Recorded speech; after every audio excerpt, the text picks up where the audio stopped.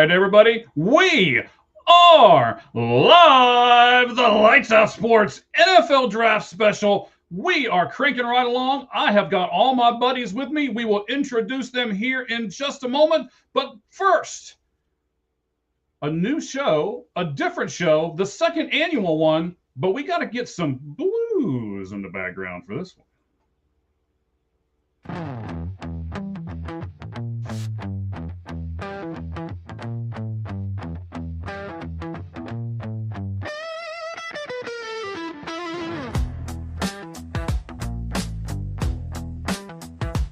All right, guys, we appreciate you showing up with us. This is our draft special. Each one of these guys has two divisions. They'll introduce themselves in a moment, and they'll pick for those divisions. You're going to hear Wayne's name a lot. He's going to pick for a lot of teams, but I swear, he's only got two divisions like everybody else does. It just worked out that way, all right? So before we get going with everything, of course, I think we all pretty much know who the first pick is. So we're not going to do a clock on the first pick, but what we are going to do is we're going to introduce everybody, starting at the bottom there that you can see and working your way up. So Clint, come on board, buddy. Tell us who you are, where you are, and how everyone can get a hold of you, sir. Yeah, Clint Goss. You can find One Stop Shop, any of my content or guest appearances on Twitter at my namesake or at NFL Draft Dome, YouTube as well. 365 NFL draft coverage, cover all 32 teams, but there's a little bit of a central focus on the Atlanta Falcons, being I am from the Atlanta area, but I describe it as you'll enjoy it if you're a Falcons fan, and if you're not a Falcons fan, it's not enough to bother you. All right, so we got a Falcons fan in the house. He'll be doing the picks from, let's see, the AFC and NFC South. That's what Clint has today. All right, our next guy up, again, from the bottom up. And now, Med, tell us where you are. I know you've got a new adventure kind of going out that's a little bit away from sports. So tell us about that, Med. Well, I just started up Nerdcadia, which is basically a podcast for nerds talking about comic books, video games, all sorts of other things outside of sports. But you can also find me on Fun Football Podcast with my buddy Isaac every Wednesday evening. What time on the Wednesday evening, man? That is a floating number right now, but I will say 8 o'clock. Okay, that's fine. So sometime Wednesday night, right? Yeah. No, that's right. See, you listen to the Lights Out Sports podcast on Tuesday, and then you listen to Med and his podcast on Wednesday. That's fantastic. Cheese, probably most people on this place know you, but you know what? Just for giggles and the other word, and because you have such beautiful hair, why don't you just go ahead and go, buddy?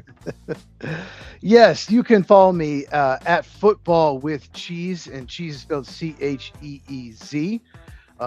Like Clint, I cover all 32 teams. Big emphasis on the NFL draft. A lot of draft content already. More coming. Do a lot of team mocks, total mocks, draft rankings, prospect breakdowns, all of that. And you can follow me on X at Football Cheese. And I even got the official Football with Cheese mug. Yes, merch coming. There's merch coming. Wow. Yeah. Must be nice to have enough money for merch. I don't know about the rest of you, but it must be nice. All right, Wayne, you are from last year. We had to invite you back just like we did Med. Man, fantastic that both of you are here with us. But Wayne, I know you've switched a few things since the last time you were here. Tell us where you are now, buddy. Yeah, absolutely. I am the CEO of Anubis Sports, which is anubissports.com. Basically, it is a blog site where you can go to find opinion-driven articles, so no recaps, no news stories, just opinion-driven articles, but professionally written. We follow a guide that is stricter than the AP guide, so everything is very professionally written. And we're starting to promote the show now with a new podcast we're going to roll out called the Anubis Sports Writers Academy, where I'm going to have a different sports writer on every episode, and we'll talk about how they feel about AI, how who inspired them to be a writer. So really cool stuff. But anubissports.com, check it out. I like it. A little bit more of a personal touch than some of the other thoughts. So yeah, nice. And you said all opinion based, right? Correct. 100% opinion. All right. We like to do our opinions or we wouldn't be here, right, gentlemen? Very true. All right. Excellent. So, Med, I'm not even going to take you off the screen. I'm going to let people look at your beautiful face for a little while longer. All right. Woo, look at that. and I'm going to, I know you have the first pick, Yeah. but I think we all know who the first pick's going to be, except for Wayne. Wayne said earlier when we were talking, he would trade the pick. Wayne, before we tell everybody who the first pick of the 2026 NFL draft is, tell us why you would trade the pick and give us a little bit more background. I'm sure you have a great opinion on it. I do. So basically, obviously, we know the Raiders are not going to trade the pick. As far as we know, there's no reports about that. So it's not going to happen. But we also have to look at the reality that next year's draft class is going to have 5 or 6 first-round picks, possibly at the quarterback position, with Arch Manning, with Julian Sayin, maybe Lenore Sellers sneaks in there. Dante Moore is going to be in there. So if you're the Raiders, you just signed Kirk Cousins, right? He's your kind of stopgap guy, but you did get him to a long-term deal that's kind of a fake long-term deal. He can hold the fort for a little bit, but really, why not? Is Mendoza really a guy that we feel like is better than any quarterback in the next 2 drafts? Or is he just, head and shoulders best quarterback in this draft? Because there's nobody with a gun to their head forcing them to make this pick. If I'm Tom Brady, I'm rebuilding. You need as much capital to rebuild as possible. Why not get 2 first-round picks in next year's draft, possibly 2 in the following draft, and just build your offensive line or your receiving core? There's a lot of holes there. They don't need to rush with a quarterback. All right, so I'm going to go ahead and put the clock in the background just to give us a little bit of time constraint here. Clint, again, I like this. You're the new guy. I think you're going to do really well here on this particular podcast, and hopefully this is going to be a great partnership for all of us moving forward. So what do you think about what Wayne said? Is Mendoza the best pick for them just now in this draft, or is he going to be a good pick for them moving forward, Clint? I think it applies to both. I mean, I understand the logic of saying maybe getting multiple firsts for next year. I also understand what are they going to do, trot out a room that is literally just a no Connell right now. There has to be some faith sold, particularly with a young offensive unit with the likes of Ashton Genty, Brock Bowers, and using those guys to the fullest on their rookie deals. I think they come out swinging in the early second round and beyond to try and fill out the team. And it's kind of one of those things. They have enough needs. It's going to take one piece at a time. I understand the argument for looking to do it at the next draft, but I also think we could say that for a couple of teams. We could say that for the Jets. We could maybe say that for the Cardinals. Hell, who knows? My Falcons might be in that conversation. So having said that, no, I think that's a case of you got to go with Mendoza there and not get too cute. Okay. All right. So, we've got 12 seconds here. We'll just let this thing count down. I know we didn't get to Cheese, but, I'm sure he'll talk a whole lot during this whole thing. So one pick where he's not talking is not that bad. So here we go.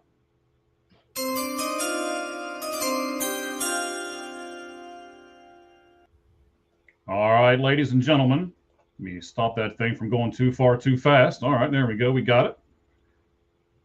Here we go. So with the first pick in the 2026 NFL Draft, here on the draft special that we're doing on the Lights Out Sports podcast, our buddy Med has selected. I had to look down at the phone just to make sure he didn't give me another text. Fernando Mendoza. So, Meg, I'm going to talk to you for just a second, right? So he's the quarterback, junior from Indiana. He's 6'5", 236.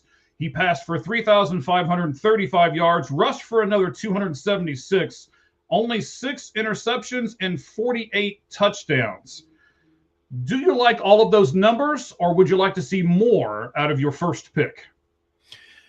I like those numbers, but you're still going to want to see more. I mean, this is a kid that has huge upside. You look at like Wayne was talking about earlier with the draft. It is going to always be a crapshoot, but you got to go ahead and swing for the fence on this one. This kid has a lot of leadership. I mean, it's Indiana Hoosiers. Who would have thought that they, of all teams, would be hoisting a college football playoffs trophy even 4 years ago? But the stars aligned. He's a great leader, and like Clint said earlier, don't get too cute with the pick. Yes, you could go and get more picks and everything like that, but as of right now, he's pretty much the only player that you could actually look at and say, this is your first pick. And I mean, come on, Raider fans have been suffering enough as it is. They had Geno Smith, Aiden O'Connell. I mean, the list goes on and on. The last time they had a Pro Bowl quarterback was Derek Carr. All right, so let me interrupt you for just a second here, buddy. I know you've got a lot to say about your pick, and I don't blame you whatsoever, but I do want to get into the next order of business as well, because now the New York Jets are on the clock. So for those of you who are with us, here's how this is going to work every pick. We're going to take the person off of the screen who is making the pick, give them a few moments to look in it and strategize. I'll restart the clock. We will have roughly 5 minutes between every pick, and then we'll go from there. So Wayne is making the next pick. As he's going to do a lot in this show, just because of all the picks that had all come out there for those two divisions. So we will take Wayne off of the screen. And here are the four of us left. We're going to talk about Mendoza, and then we can also get into the next pick if you would like as well. Let me hit this button so that we start the timer, and we will continue on. The Jets are on the clock. So, Med, I'll go back to you, buddy. Med, tell me exactly what you're looking at in this quarterback and why you chose him for the Raiders. The intangibles. I mean, he literally played a perfect season from the very start to the very end, and he didn't seem to really get flustered at all. Like, there was pressure on him. Yes, he had a very talented team around him, but I mean, he has a great arm. He knows when to scramble, knows when to hold on to the ball to take the sack when he actually did take a sack. And he didn't really make many errors in his judgment. I mean, he destroyed my college team, which is Alabama. I mean, overall, the dude is a great quarterback, and he definitely deserves being the first overall pick. All right, Cheese, we haven't talked to you yet, so let me go to you for a second. Give me your grade on Fernando Mendoza, and would you pick him as the number one pick if you were the Los Angeles Raiders? Absolutely. Take the quarterback. You never know what's going to happen. If you trade the pick and get future picks next year, what if you win 7 games and the team you trade with wins 10 and you don't have a top 13 pick and no one wants to move back because they want the quarterback? Everyone tried to move up for Drake May, Caleb Williams, and Jane Daniels. They're like, no, we're not doing it. Like, everyone tried to. So there's no guarantees. Just take the quarterback, because if you trade back and you pass on him and he becomes like a Hall of Fame quarterback, how's that going to look? Like, I get it. He doesn't have as many tools as a lot. He's probably not, he would probably go 4th at best if he was in that draft with Jane Daniels, Caleb Williams, Drake May. I get it. But his ball placement is great. His poise, he's so tough. He's got incredible size. And he's just such a great leader in person. Like, he's going to be those kind of people with those kind of intangibles, like Med said, they just don't bust. I don't know if he'll ever be a top 5 quarterback, but there's a good chance he'll be at least above average to pretty good. So you just can't pass on that at this. It just, I can't imagine. It's why no one's even trying to trade up. Like, it's done. And he is definitely by far the best quarterback in this class. Mm-hmm. All right, so we've got a comment here. Let's put this up. I'm covering Wayne up, so I want to have this up for too long. But it should be covering me up here at the top. We have to fix that next year. So what's your take on the Dexter Lawrence trade? I'll take that back off. For those of you who haven't seen it, Cheese and I did a really good breakdown this morning. We called it Bengals Breakfast. And we did about an hour's worth, and we peeled back. When I sent out the tweet for it, I said we peeled back the orange onion. We looked at stuff. What are they going to do? What are the Giants going to do? What does this mean for the Bengals? What does this mean for their line? What does this mean for other teams that are planning to go up against them now that they have Lawrence on their line? And the only thing that we did not get to, because it happened, I don't know what, Cheese, 30 seconds after we went off the air, Adam Schefter announced the compensation and the one-year extension, and we were like, really? Seriously? Like 5 seconds after we went off the air, I'm like, should we go back live? They announced that he had a 1-year, $28 million extension. Right. And then he passed the physical too, because we were worried about the elbow. We were worried about because what happened with Crosby, so we were a little worried. Yeah. Correct. All right. So, Clint, I'm going to go down to you for a second, and I'm going to give you the option. Do you want to talk about the Dexter Lawrence trade, or do you want to talk about Fernando Mendoza, sir? I'll go with Dexter Lawrence. My first impression, and then having thought about it throughout the day, is still the same. I think the Giants fleeced them. I think it was kind of a conflicting result that could have been considered a little standard for a debated Bengals front office. It's like, okay, so we strung out Trey Hendrickson and wouldn't pay him.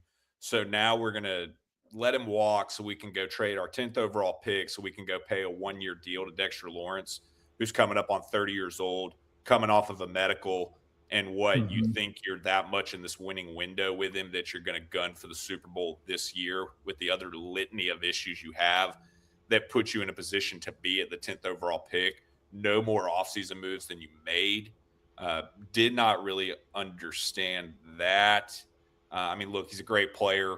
There's definitely a need. If you look at some of the past 1 or 2 free agencies, past 1 or 2 trade cycles, they've been gunning for a defensive interior. Early on in the draft cycle, that was really a point of conversation, was looking at DT1 in this class at the 10th pick. But all things considered, I think you look at it from the Giants angle. Okay, they're going to be sitting there at 5, likely going to be looking at an Ohio State defender. And then at 10, come take your pick of the litter of what is there with the offensive line class. And I know we'll get to that here later on in the show. I think John Harbaugh made out like a bandit here.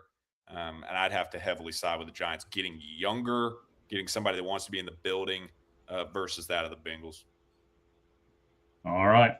Thank you, guys. I certainly appreciate it. As you'll see, we'll kind of rotate people in as we bring people back on. They'll come up at the bottom and we'll flip people up and all of that. So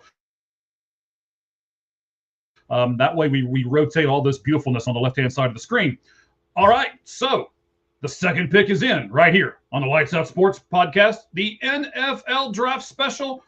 Down at the bottom, Wayne did it. He has selected for the New York Jets, edge rusher, Texas Tech, David Bailey. Wayne, before we get to you, Cheese, you're going to go off air for a moment because now you're going to make the pick because the Cardinals, my Arizona Cardinals, don't you do anything crazy. My Arizona Cardinals are on the clock. So, Cheese, I'll take you off screen.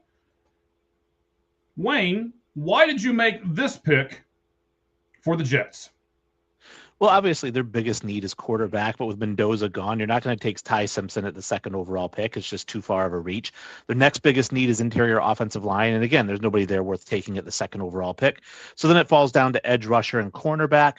Again, corner, not quite, it'd be a reach to take a corner there. So it's edge rusher, and it came down to David Bailey and Arvell Reese.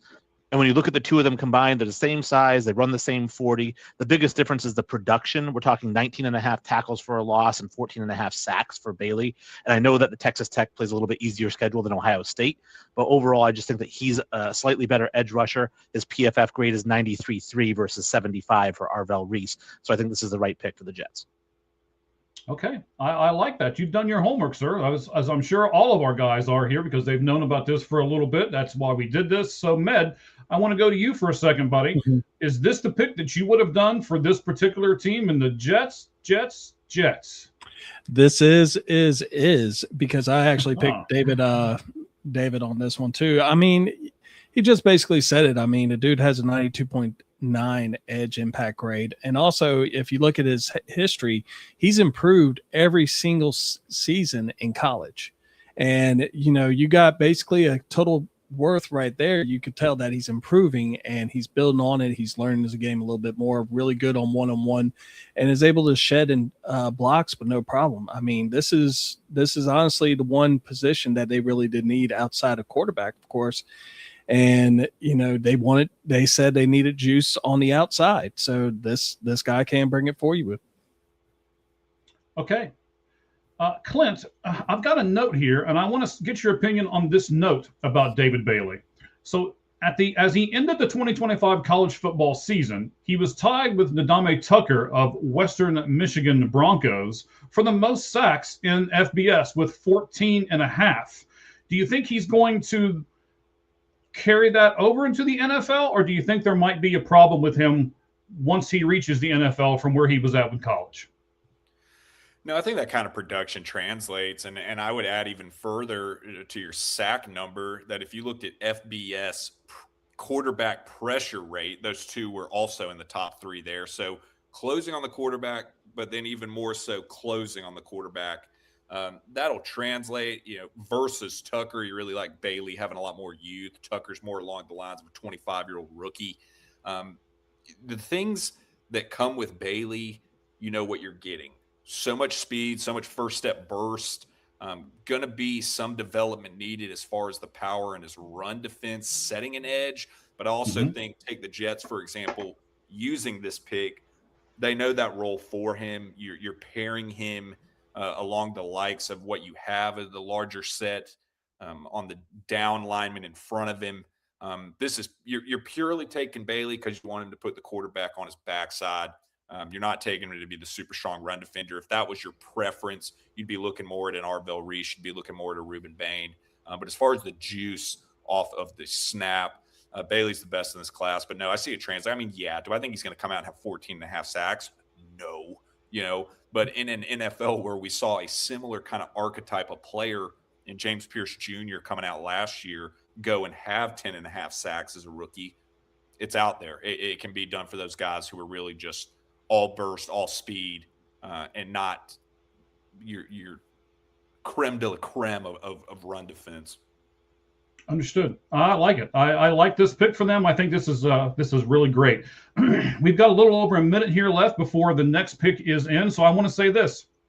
Bottom right hand of your screen, you will see a QR code. And we'll do another QR code here in just a little bit too. We have a couple different sponsors for this particular show. It was our most watched show last year, and I'm sure it's going to be again this year, especially with these gentlemen that we have over on the left-hand side of the screen. But you can just simply put your phone up to the screen and scan that QR code. That is frostbuddy.com. You can do frostbuddy.com/Red Hot Reds as well. That will take you right to their site. And this is a neat product. It's a product to where, you don't dump stuff inside of it, although you can. But what it's really made for, and a lot of the stuff here with Frostbuddy, is you can get something from Starbucks and drop it down in the cup and it holds it for you. You can get something from Wendy's. You can get something from McDonald's. You can get in any size, any cup. It all stays in there. It's like a koozie and a tumbler all put together. So fantastic products. And they have MLB licensed products as well. I know we're doing an NFL show, but they don't have NFL licensed products, just MLB right at the moment. So go over there, see what you can get, and I know that you will not be unhappy. So let's pull Cheese back up on the stage here, and then we will announce the third pick in the NFL draft right now. Ladies and gentlemen, with the third pick in the 2026 NFL draft, the Arizona Cardinals choose junior, 6'4", 233-pound edge rusher from the Ohio State University, Arvell Reese. Cheese, why Arvell Reese to the Cardinals? This is the player I wanted for the Cardinals. They may have gotten the best player in the draft. He is incredibly athletic. He's always around the ball. He's got speed, agility, unbelievable acceleration, which makes him an outstanding blitzer.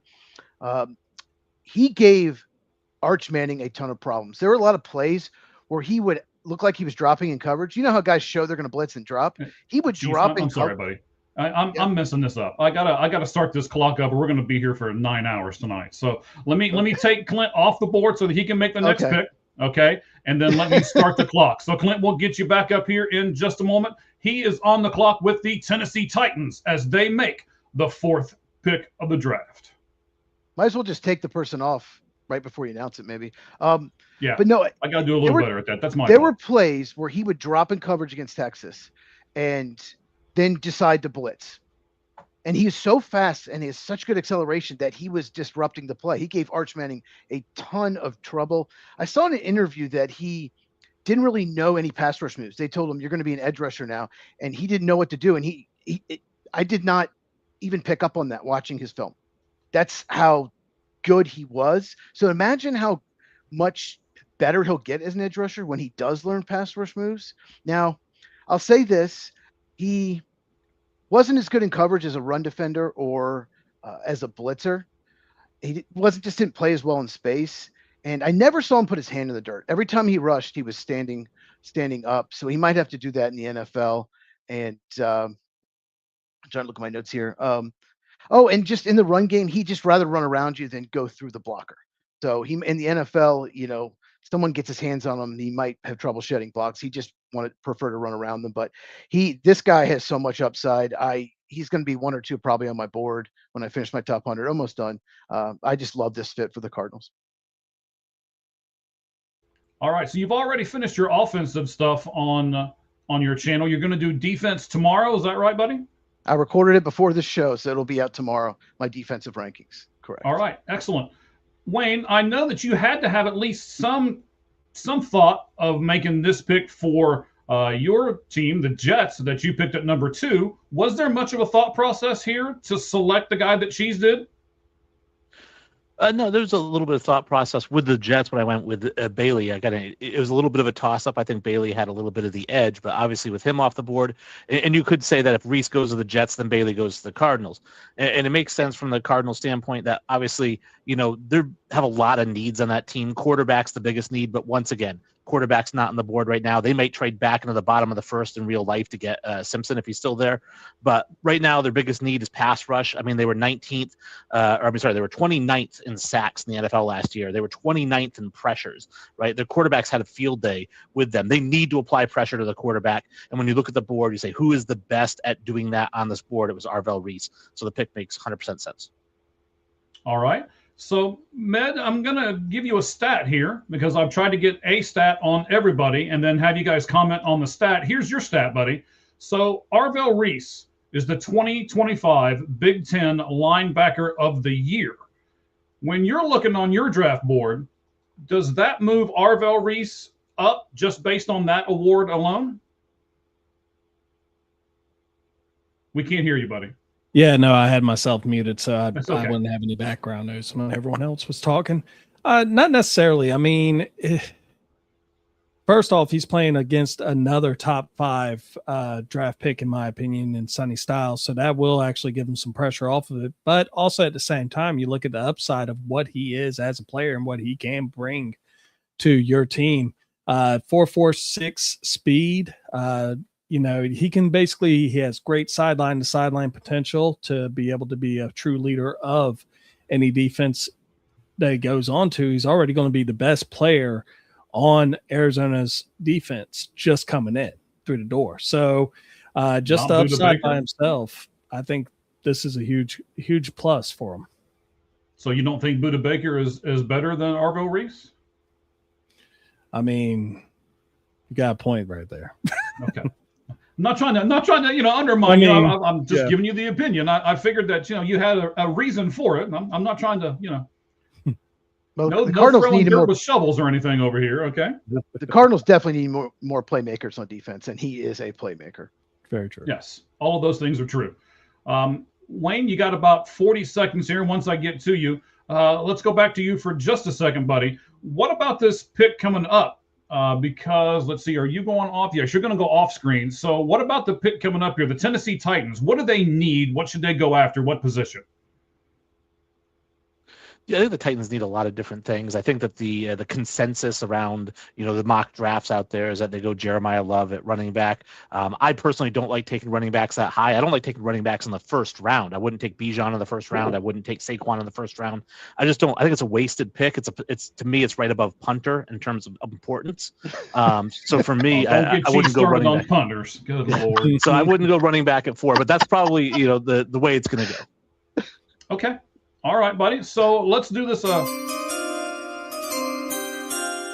right. So the pick is in. Let's do this a little better this time than the last time. Wayne, I'm going to go ahead and take you off of the board as you make your next pick, which will be for the New York Football Giants, their first of 2 picks in the top 10. We'll get to that here in just a moment as to why. And then we will also bring Clint back on. So let me take you off. Let's pull Clint back on. There we go. And then here we go for this pick for the Tennessee Titans. So, ladies and gentlemen, with the 4th pick in the 2026 NFL Draft, the Tennessee Titans choose Notre Dame running back Jeremiah Love. All right, buddy, I'm going to go right to you. Clint, why Jeremiah Love and no one else? I think kind of just following the breadcrumbs of what we're hearing, it's easy to peg putting a rushing threat, a receiving threat, and arguably the top pass blocking running back in this class with second year quarterback Cam Ward. You really know what you're getting from Love, being able to project him being in a committee backfield with who I believe will be the second running back off the board in this draft in Jadarian Price. As far as the last 2 seasons as the primary starter, you've seen back-to-back years of Love with 6.9 yards per carry.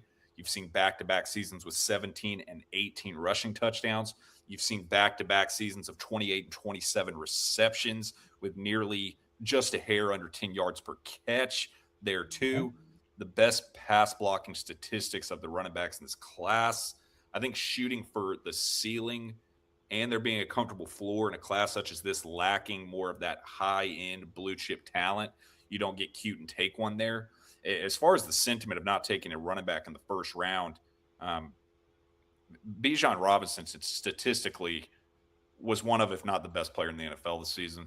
I think they think that kind of way about a Love, like we talk about a Jahmyr Gibbs, like we talk about a Bijan Robinson, and being able to have someone at a high-end position.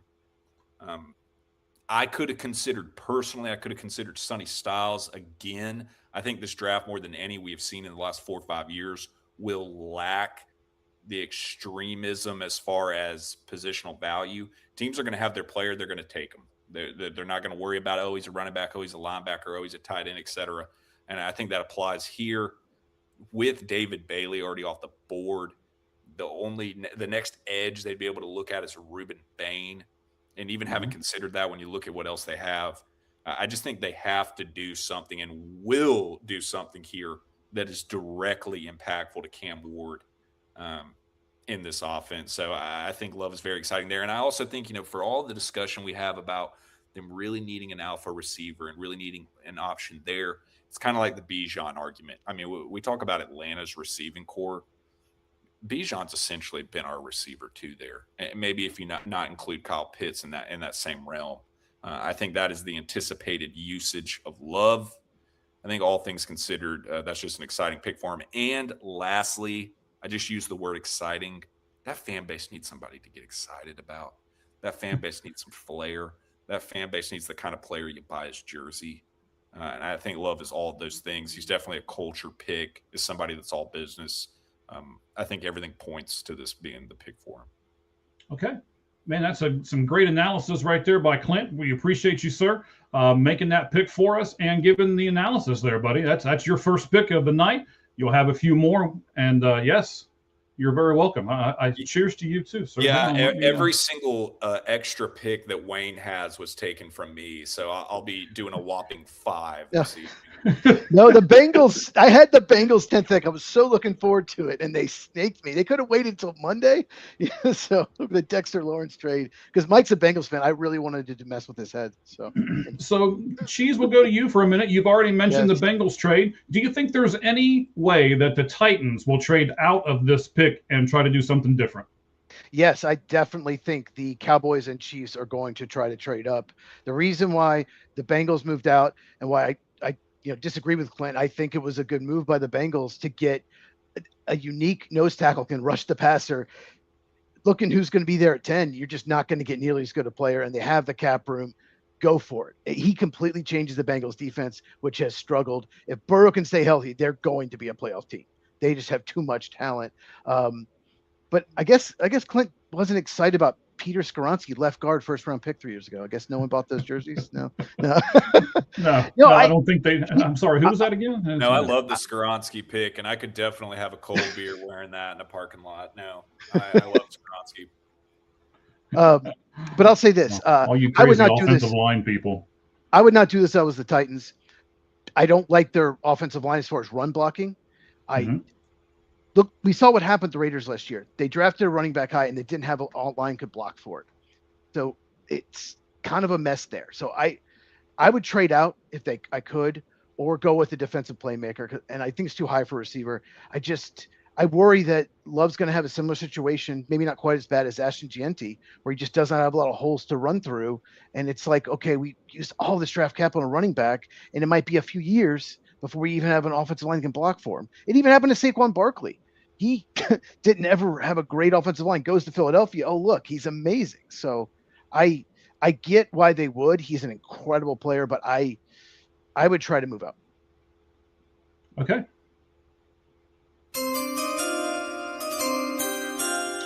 All right, the pick is in. Now, Clint's over here saying, I only got 6 picks, and he's got like 2 picks of the first 6. So we're going to take Clint back off. He is going to make the 6th pick. Is it you? You are right. It is you. I'm sorry. All right. I was writing my shorthand over here and messed it up. So, yes. I know.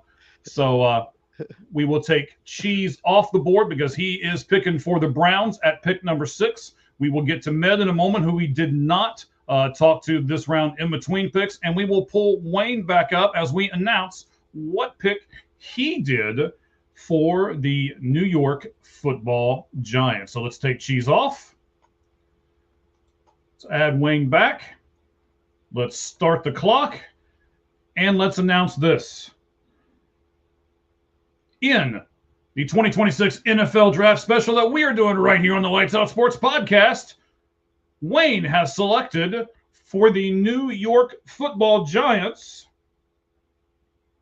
safety Caleb Downs, Ohio State. Wayne, why safety? Is that what they need, or is this just the best guy on the board? It's a great question. And really, I'm a guy who believes in drafting for need unless the best player on the board is a generational talent. I think that's what you're getting with Caleb Downs here. He is arguably the best player in the draft. I mean, again, that is arguable, but he is arguably. And I mean, this is a guy who, as a freshman at Alabama, probably could have been a first-round pick if he was allowed to come out at 18 years old. Right now, he's got 3 years in. He's just a phenomenal player every spot. Now, obviously, the Giants, they need interior offensive line. They need interior defensive line. There's really nobody that worth taking at 5, right? And I can't trade back because this is a no-trade draft. Then looking at the edge, they don't really need edge because they've got pretty good edge players with Brian Burns, Kayvon Thibodeau, Abdul Carter, right? So really then it's corner. And I could have gone corner here, but like I said, Caleb Downs, his talent is so immense that you just can't let him get past you if he's there at 5. Okay, I'm not disagreeing with anything that you just said. Then I'm going to save you for a second because I got a special question for you. So let me go to Clint here. Clint, what do you do? And this is one of the questions that we said kind of going in that we were going to ask. We started it with Wayne. I'm just going to continue it with you. Are you a guy who, if you're the GM, are you picking the best guy on your board, or are you picking the person that is the best need, and then kind of put all that together here with the Caleb Downs pick for the New York Giants? There's a balance of scale. I think if there is a blatant best player available versus your need, you have to have that conversation. I think if there is a blatant need versus the best player available, you do have to lean on that. I think it gets over preached as far as, it's got to be best player. It's got to be best player. It's got to be best player. It's like going a couple picks ahead here. It's like if you're the Miami Dolphins trotting out a local high schooler at cornerback 1 and cornerback 2, you probably need to have that conversation, even if you're feeling that strongly about the 7th player on your board at pick 11. It's a checks and balances. But if you were to have to sway one way, you probably lean more so to the best player available. It also does a checks and balance as far as what is your winning window. I use the Dolphins example. They know this is going to take some time. They've got so many needs. Take the best player available. Versus, and I know they don't have a pick, but we've been talking about how the Bengals have stated that they believe their window is now with this Dexter Lawrence move. Mm-hmm. They did do that and said, we're going and getting the need. It's this defensive interior. We've got to have a difference-making body there. So that is a little bit of a loaded response. If I tied that back into the Giants, this probably isn't the biggest need. In the fact that you've got Javon Holland there, then you've got Tyler Nubin, former 2nd-round pick, and I understand that John Harbaugh's the boss now, and he did not make that pick, but Joe Shin is still fetching Gatorade and coffee in that room, and he did make that pick. So having said that, it's not the biggest need, but the best player available here for them, you would have to lean with Downs, and it's close enough. It's such an obvious opportunity to upgrade there. also have some nickel availability too. I think you also lean on the history as far as the traits of John Harbaugh as a head coach in the draft. Maybe more so than any head coach out there right now. He's not afraid to challenge the status quo as far as positional value. This is the guy that'll take Kyle Hamilton 14th overall when he should have been a top 5 pick in this class. This is the guy that'll wait until the 20s and beyond to go for a new receiver when there's been a blatant need there for Lamar Jackson, whether it be Hollywood Brown, whether it have been Rashad Bateman, whether it have been them going and making a move to get DeAndre Hopkins, et cetera, et cetera. Having said all that, if anyone is going to say, F it, I don't care, I'm taking a safety here, I think Downs is the highest floor player in this class, and I want him. He's the guy to do it. So I think when you pair all of that, no, if I were to have made this pick in this exercise we're doing, I would have taken Downs as well. Okay. Well, see, now you verify what Wayne's doing. I'm sure he feels so much better. I hope that headset doesn't pop off there when his head starts to swell. So we should be good. Speaking of another guy who looks like he has a headset on too, Med, you've got a few seconds, so I'm not going to go to you for a second, but I swear you'll be the first guy we go to after this next pick because Cheese has got everything done. It is good. We will pull him back up here. He just picked for the Browns at 6. The Commanders are at 7. So, Wayne, you're going to go off the board for me, and I'll pull Cheese back on the board. Yes, sir. Thank you for the wave. I appreciate it. And all right, we'll take him off. We'll put Cheese back. Look at me being like almost a producer type guy here. Before it's all said and done, I'll get all of this right. Now we just got to hit play on the clock so we get an accurate time there.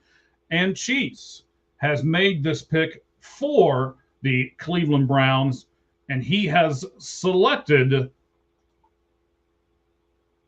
Carnell Tate, wide receiver from the Ohio State University, 6'2", 192 pounds. I want to go to Med because I feel sorry for Med real quick. Cheese, hang on a second. Mm-hmm. Carnell Tate's only 192 pounds, Med. Does that make a difference to you when you're looking at different receivers that he's not even 200 pounds? A little bit, but also at the same time, you look at the other receivers that are in the room with him, and right now they need another receiver. They got Jerry Jeudy, who is their number 1 receiver as of right now, and Carnell Tate, his ability it outshines what his total weight is. I mean, he can always bulk up later in years. And I mean, he's a possession receiver, and with Shamir Sanders down there, I probably just butchered his name, but okay. With Nobody him cares. there, Don't worry about it. I mean, he's going to need someone to be able to throw to other than their tight end that they have down there. All right, so I want to stick with you for a second, Matt. I know I asked everybody else. So when you are looking at, you're the GM, you're looking at these things on the clock. Are you going to listen to me. Are you going to pick the guy who is the best need, or are you going to go with the guy who is the highest on your board? I'm going to go with the guy that can fit my system. It's, as far as like what Clint said about Caleb Downs not being major need for them, I would have probably went with Sonny Styles myself because you already got edge rushers. You need linebackers. If anything, you do have Tremaine Edmonds who came in, but, as a Bears fan, I could tell you he likes tackling people 4 yards down the field, but that's a different story. But I always look at need, but the first thing I look at is who fits my system. Okay, so who fits your system is on top for you. Cheese, I want to go to you. Why did you choose Carnell Tate for the Cleveland Browns, sir? He has a lot of positives. I'll go over a few negatives at the end, but he is so smooth in and out of his breaks. His body is always under control. He has incredible hands. Catches the ball away from his body. I don't know if I've seen a receiver in recent memory that was as good at contested catches as he is. He tracks the ball on deep throws and makes adjustments. A lot of people think, oh, someone's super fast, they're a great deep threat. It's so much more than that. You have to be able to track the ball. You have to adjust to the quarterback. I'll even say this. I'm a little disappointed in Julian Sayan's deep ball accuracy because a lot of throws, Tate had to adjust, either slow it down or track the ball a different way. It wasn't like right on his hands, but, we'll talk about Julian Sand next year. But he is also a very good blocker and willing blocker in the run game. And that's just, a plus. It's not the most important thing. It's a plus. I don't know if you guys watched the Wisconsin game. That touchdown he made, he goes up, gets it, secures it at the high point, and is hit on both sides by a Wisconsin defender. And it was like nothing. Didn't move his body at all. Came down with it, got right up. Like, he is a tough dude. Now, so many good things. Here is a few negatives. One, he's the number 2 receiver, so he was never, Jeremiah Smith is the one who's going to get more attention. But didn't really seem to phase Emeka Egbuka as a rookie. He had a very good rookie season. He really struggled against press man. When he had to go up against corners that were bigger than him, that could press him, he struggled to get started on his route. So he will be tested more of that in the NFL. So you might have to use him more in the slot or in motion because he just does not get off, blocks get off press very well. And he's not a real yards after catch guy. I was surprised by that because he's athletic. He runs faster than his 40 time. And one more quick little thing. I think this is kind of strange, but it seemed like some games he only ran curls or 9 routes, like goes or curls. Like, it's like, okay, he's very good at those routes, but it just seemed like they didn't use him, in a lot of like the whole route tree at times. So, but I really like Tate. I think he can be a very good number 2, possible upside of a number 1. All right. So I know what the next pick's going to be. We only have a few seconds left. I will tell everybody this might be the first one in the draft that we have some controversy about. So we'll get to that here right now. All right, so we have made the pick for the Commanders. That was Wayne. Clint, you have the next one in the Saints. So again, I'm going to take Clint off the screen. We will get back to him here in just a second. We'll put Wayne back on the screen. So let's take Clint off, put Wayne back. Be surprised all the stuff I've got over here. So clicking the right buttons and everything. That's great. Here we go. The Washington Commanders, with the 7th pick in the 2026 NFL Draft, they select tight end from Oregon, Mr. Kenyon Sadiq. Wayne, defend your pick, tight end to the Commanders. So obviously the Commanders' biggest need is pass catcher, and their second biggest need is pass catcher because basically they have nobody to throw to. Treylon Burks is their number 2. That's really a number 5 on most teams. So this is really a team. They have Terry McLaurin and no one else. So I was hoping Tate was going to be there. He wasn't. So then my choice kind of came between Mekhi Lemon or Kenyon Sadiq. Now, Sadiq is an inline kind of wide receiver type tight end, kind of like a Daniel Graham. He's not a great run blocker, so you're not going to see him a lot in line. He's going to be running a lot of pass patterns. So he basically is like getting a big, muscular wide receiver out there. And when you look at their numbers from last season, Zach Ertz was number 2 in targets on their team last year with 70. So they do target the tight end quite a bit in that offense. I think that he's a guy that I think fits in almost as like a number 2 receiver, but as a tight end. Okay, fantastic. My only question to you, and kind of a follow-up here, is why the tight end and why not one of the many receivers that are out there? Well, again, I think Tate was the number 1 receiver, the guy that I wanted. When I looked at Lemon versus Sadiq, and it was really a toss-up there, and I went with Sadiq just because I think that talent as a pass catcher, as a tight end, maybe your number 2 guy is going to be Eli Stowers from Vanderbilt. He's not going to go until mid-second round, maybe a 3rd round pick, right? So obviously, Sadiq is going to be a top 15 pick. So this isn't a huge stretch. It's a little bit of a stretch, but I think that he's a guy who, again, he's kind of just a big wide receiver. Okay. So I know, Cheese, that you are infatuated with this tight end. You've talked about him several times on our show. You said he was going to go top 10. I told you I didn't think so, and Wayne has proved you right. So without breaking your arm, patting yourself on the back, tell us why you like this pick. I don't like this pick. I love this pick. I love Kenyon Sadiq. He is so unique. 6'3", 240 pounds, runs a 4.39. There's just not a lot of human beings that are like that. And Yeah, he's not a great blocker, but he's a willing blocker. There are times where he can slow the player up enough. So I'd like that he's a willing blocker a lot more than Eli Stowers or Stowers or whatever, how you say his name. But Terry McLaurin is pretty much it. He got hurt. Wayne's right. They don't have enough weapons. Kenyon Sadiq, there were people out there mocking him to Carolina 19, 49ers at 27. I don't understand it. It drives me insane. I've been complaining about my channel, for weeks now. No way. Not you complain. I think, honestly, I didn't expect this. I thought he could go to the Chiefs maybe at 9. I don't know if Washington maybe goes Sonny Styles. I think they could get caught kind of like the Bengals did, so they moved out. I think Jeremiah Love could be in play here if he's available, but Kenyon Sadiq will. You have to, okay, if you're a defensive coordinator, you have to know where he is. You have to game plan against him because he is 6'3", 240, 439. He's just someone you have to know where he is on the field. So I absolutely love this pick. I think I would have done the same. Interesting. Med, what about you? Would you have picked the tight end here? Would you have gone receiver? What would you have done with the what was this? The 7th pick in the draft going to the Washington Commanders?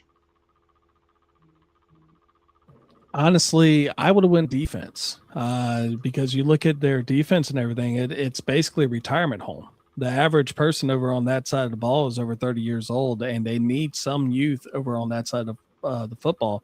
Bobby Wagner's 35, Von Miller's 36. And, the only youth that they really have is on the backside of that defense. I don't hate the pick because Kenyon Sadiq with Jaden Daniels, when he was with LSU, he did throw the ball quite a bit to his tight ends. And Zach Ertz was definitely a factor for him. He had 50 catches last year. And, I think they had between all the tight ends, they had around 82 receptions. But, he is a matchup nightmare, but, also at the same time, a matchup nightmare in college football is the average dude in the NFL. He's not an average dude. All right, guys. He's a dude. He's a dude. He's that guy. He's that guy, huh? All right. So the team that's on the clock next are the Chiefs at pick 9. So that means Med will go off. So let's take care of that here. Let's remove Med. We'll bring Clint back on as well. Clint just made this pick. Again, this is going to be kind of interesting to see how all this kind of shapes out and looks. I love this. Let me go ahead and start the timer in the background because this is why we do a show like this. Everybody has their own opinions. We're not saying anybody's right. We're not saying anybody's wrong. But I tell you what, this draft has already fallen different than I thought it would. So it's interesting as everything gets going and how the GMs and things react to what we are doing. In fact, what we're doing here, as you now see it at the bottom, we're doing a ticker tape. Thank you very much, Roger, for doing that. He's in the background. You can't see him. That's probably where I should be, in the background where you can't see me. But Mendoza 1, Bailey 2, Reese 3, Love is 4. The Giants picked Downs, and now the Browns are Tate. Number 7 with the Commanders was, hang on here, who we just picked? Kenyon Sadiq. Kenyon Sadiq. Right there we go. The tight end, Kenyon Sadiq. Okay. And now Clint is back with us, and he has made the following pick for the Saints at number 8. Again, maybe a little controversy here, but I also kind of like where he's going, I think. We'll talk to him about exactly what he was thinking. This gentleman has 30-inch arms. He's 6'2.5" on his wingspan, and he ran the 40-yard dash in 4.38 seconds. Cornerback, LSU, Mansour Delane. So, Clint, why cornerback in the top 10? Do you think anybody's going to be upset with this pick? Don't think they'll be upset. I think this is a little bit of a chain reaction to what has happened in this exercise. Like, personally, I think if the Browns stay at 6, they go with their pick of the litter as far as tackle, thereby leaving Carnell Tate on the board. Does he go to Washington? Very possible with the need beyond Terry McLaurin. if you were to be sitting here and Tate were on the board, I'd have taken Tate over Delane. If you were sitting here and David Bailey was on the board, I would have taken Bailey over Delane. But having seen the two of them go, who are some of the next best players available? Reuben Bain Jr., he needs to be playing in a 4-3 front. Saints have always traditionally played that 3-4. Going to want a little more length. He does have the weight profile along the likes of like we've seen with perspective, like a Cam Jordan, but I don't see that being the spot for him there either. I think at receiver, Tate would have been the one they wanted opposite of Chris Olave. I understand someone bringing up the conversation of a Mekhi Lemon. I understand someone bringing up the conversation of a Jordan Tyson, but I also understand the logic at 8 wanting to take your pick of the litter at a position. I think Delane, obviously the connection within Louisiana and playing at LSU, but then look at who they have in these rooms as well. You got Kool-Aid McKinstry at the corner 1. Beyond that, they're going to have to kick their starting nickel from last year to corner 2 in Quincy Riley, who did have a good rookie year. They did like what they got out of him as a 4th rounder. But you do that subsequently, they're plugging in Jordan Howden, starting at a nickel spot, who's really has very minimal experience. Don't want to have him in a starting role. I think to have Delane there is a chain reaction in that you get to leave Riley at the nickel, get some support for Kool-Aid to not just completely be avoided, be able to use his skill set. I think that lines up well. I think you look at Delane, over 2,400 snaps played in his career, 4 interceptions, 8 career interceptions. And then you look at, 2024, he only has 4 penalties. Last year, he has 0 penalties. Nobody threw at him. Nobody threw at him last year at all. Took away a side of the field. I think to have that supplemental to Kool-Aid is good. I mean, a 38.2% completion rate this past year when they did throw his way. All the capabilities of some shutdown there. Enough physicality and run support and very good at the catch point. I just think that would be a nice reaction to the rest of their defense, particularly the back end. They like what they've seen so far out of Jonas Sanker at a safety spot and kind of responding to the fact you've seen Alontae Taylor walk in free agency to the Tennessee Titans. I think Delane's a good one there to then set themselves up going early in the 2nd round to look at a nice crop of wide receivers that will be there. And then, Sonny Styles could have been a mention here, but I also think when you look at who they do have there, they're not going to want to put Pete Werner at a backup spot. You just gave a bag to Caden Ellis as far as those 2 guys. So having said that, this is just an obvious upgrade at a starting position, starter day 1, and most importantly, getting to leave your nickel where he belongs. Okay. And real quick, the big question was speed with him, but he ran a 4.38. So I love this pick. He had an incredible season. All right, the pick is in. Med has made that pick. Now, this is going to be a little awkward because we're going to have to do this a little bit differently now because, all of these crazy picks and the trades and the swaps and everything else, Wayne has picked 10, 11, and 12. So we'll pull him back up on the screen for a little bit, pretty much take him right back off, allow him to kind of tell everybody why he made this pick, and we'll do that here in just a moment. But for the time being, Wayne, until you make that pick, we'll pull you off screen here. All right. And then we will add Med back. And then I will tell you after hitting the play button here, we will start the timer. And selected by Med for the Kansas City Chiefs in the 2026 NFL Draft, the pick is in, and the pick is Francis. Help me with this one, gentlemen. Maui Noah. Maui Noah. There we go. I knew I was going to mess at least a couple of these up. So from Florida, Med, 6'6", 229 pounds. His 40-yard dash was 5.14 seconds, and he did the 3-cone drill in 7.77 seconds. I like the sevens.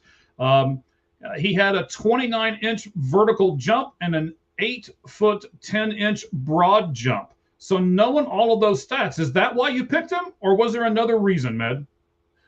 He's a mountain. And the one thing that I'm looking at my franchise quarterback tearing his ACL last year. I kind of want to be able to keep him on the field as much as possible. And with, a lot of people talk about how elite the Kansas City Chiefs offensive line is. It was elite 7 years ago. It is now rated in kind of the middle of the pack. And, you know, what you want to get is you already got Simmons from last year on one side. Let's go ahead and get another mauler and put Francis on the other. And 80-inch wingspan, that's crazy. I mean, that means he has great lateral movement. He can block just about anyone, just nullify him and then give Patrick Mahomes a chance to basically work his magic. Actually, Sadiq would have been a pretty good option here, but he already got picked up by the Washington Commanders. So, I mean, can't really get him now. So, but I like this pick. Okay. So, Cheese, I'm going to go up to you for a second. Do you like this pick? Is this what you would have done? Or he's smiling up there. I can see it from here. What do we got, buddy? Talk to me. There's no way they're passing on Ruben Bain here. There's no way they would pass on Ruben Bain. That he's such a good fit for their system. I know it's some off the field stuff, but look, offensive line's a need. They need a guard and a tackle, in my opinion. But I don't see them passing on Bain. I thought, Bain would be gone. He's not. Maui Noah is just a guard to me. I don't think he can stay a tackle. Really struggled in the college football playoff, especially pass blocking. I think he can be, his potential as a Pro Bowl guard, good run blocker. I think NFL pass rushers will give him so much trouble. But I hear the Chiefs do like him, so it's possible. If Ruben Bain's not here, it could be the pick. But I think if Ruben Bain was here, they'd run to the podium. Okay. Clint, you got about a minute 45. I'm going to give you the end here. Tell us what you like about this pick and what you would have done, sir. You know, I think if this was a what would you do draft, I would be a little more open to Maui Noah. Being a predictive draft, I tend with the last statement. If Bain's there, I think that's a lock. To have him in a Spagnuolo defense opposite of George Karlaftis, them needing a little bit of youth there. Mm-hmm. They've really had a swing and a miss in the last draft or two with Felix and Udike Uzama at the end of round one. I would imagine them going edge here and then coming back around at 29 and wanting to look at either a corner, wanting to look at a linebacker. I just think everything points to Bain. I mean, you're talking about 9.5 sacks worth of production, top 3 in FBS and quarterback pressures, the power profile, his size, kind of that 6'3", 275 pounds, really kind of looks that similar, bully ball power capability opposite of Karlaftis. And you look at some of the better organizations in this league, they always get the next guy in the building while the guy is still in the building, and giving that ability to filter. You talk about the Chiefs, you talk about the Eagles, you talk about the Ravens that do that. I think they do want to have an addition to this defensive line. And I just don't think Bain falls a lot more than this. I would have liked Bain there, but I get the logic on Maui Noah. I just wonder with what they've done in the last few years at that tackle spot opposite of Josh Simmons, if they think that they can do that later on. So that's interesting to me. I would have sided with Bain, but no, this isn't egregious by any means.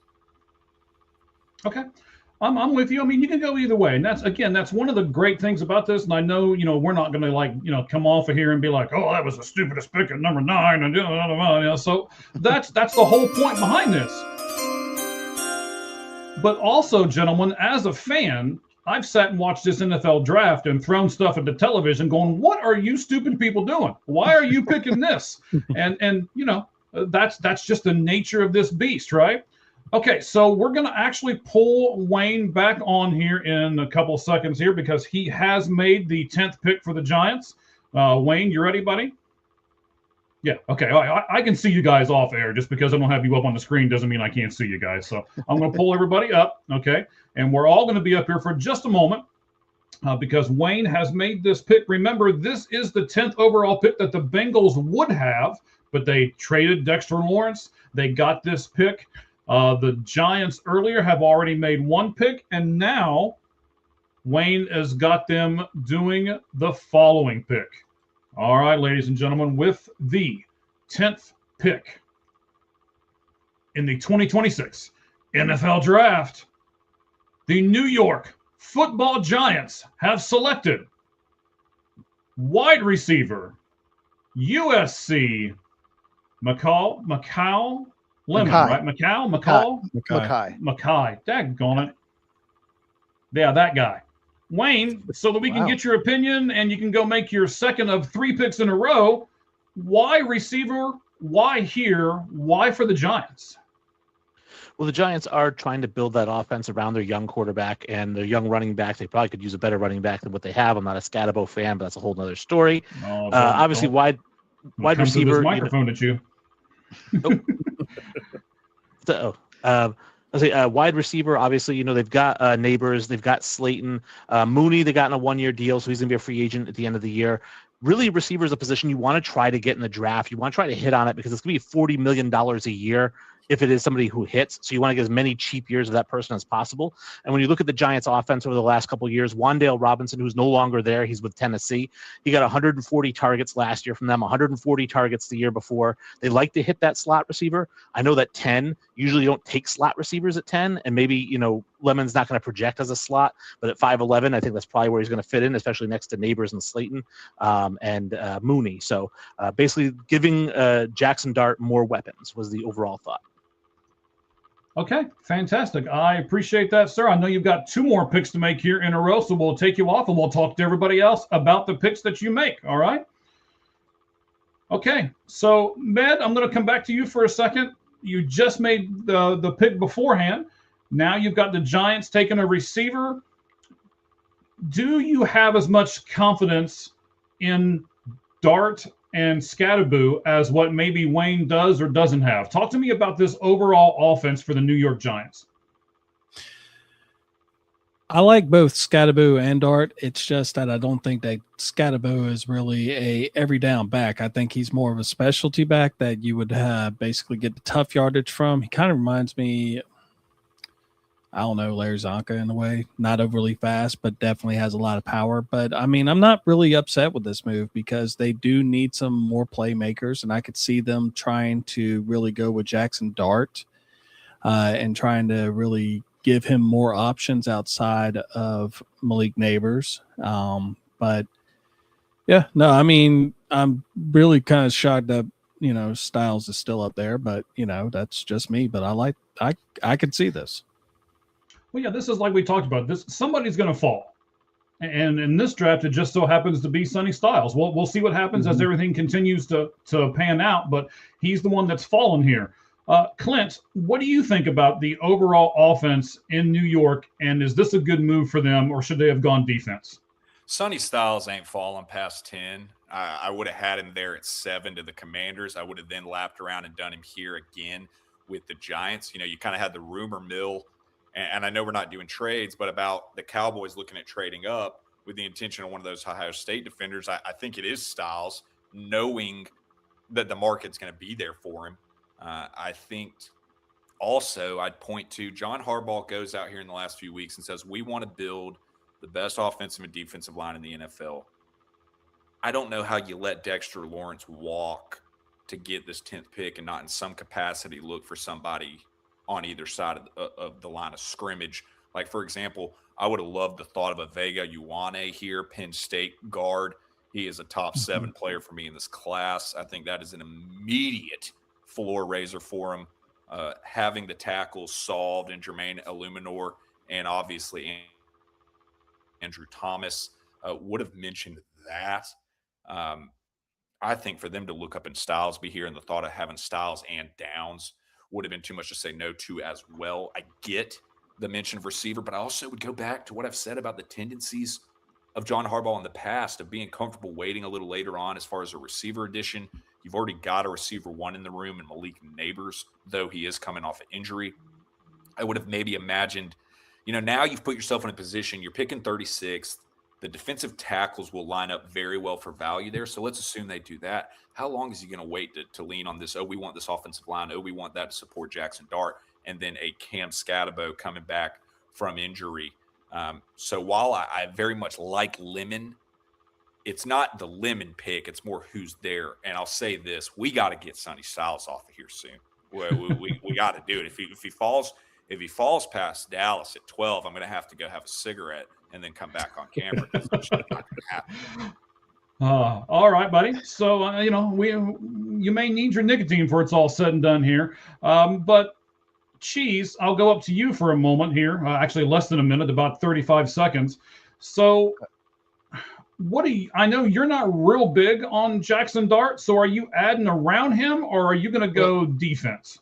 well, I'll just say this: Makai Lemon makes sense. It absolutely makes sense. It would give them Neighbors and Lemon. That would help Jackson Dart out a ton. But I think Sonny Styles is in play for 5. I do not see them passing on Styles at 10, even for Makai Lemon. They can come back at 37 in the second round, get a good receiver. It's a deep receiver class. And they don't, because they have Malik Neighbors, who's a number 1. They don't necessarily have to go receiver.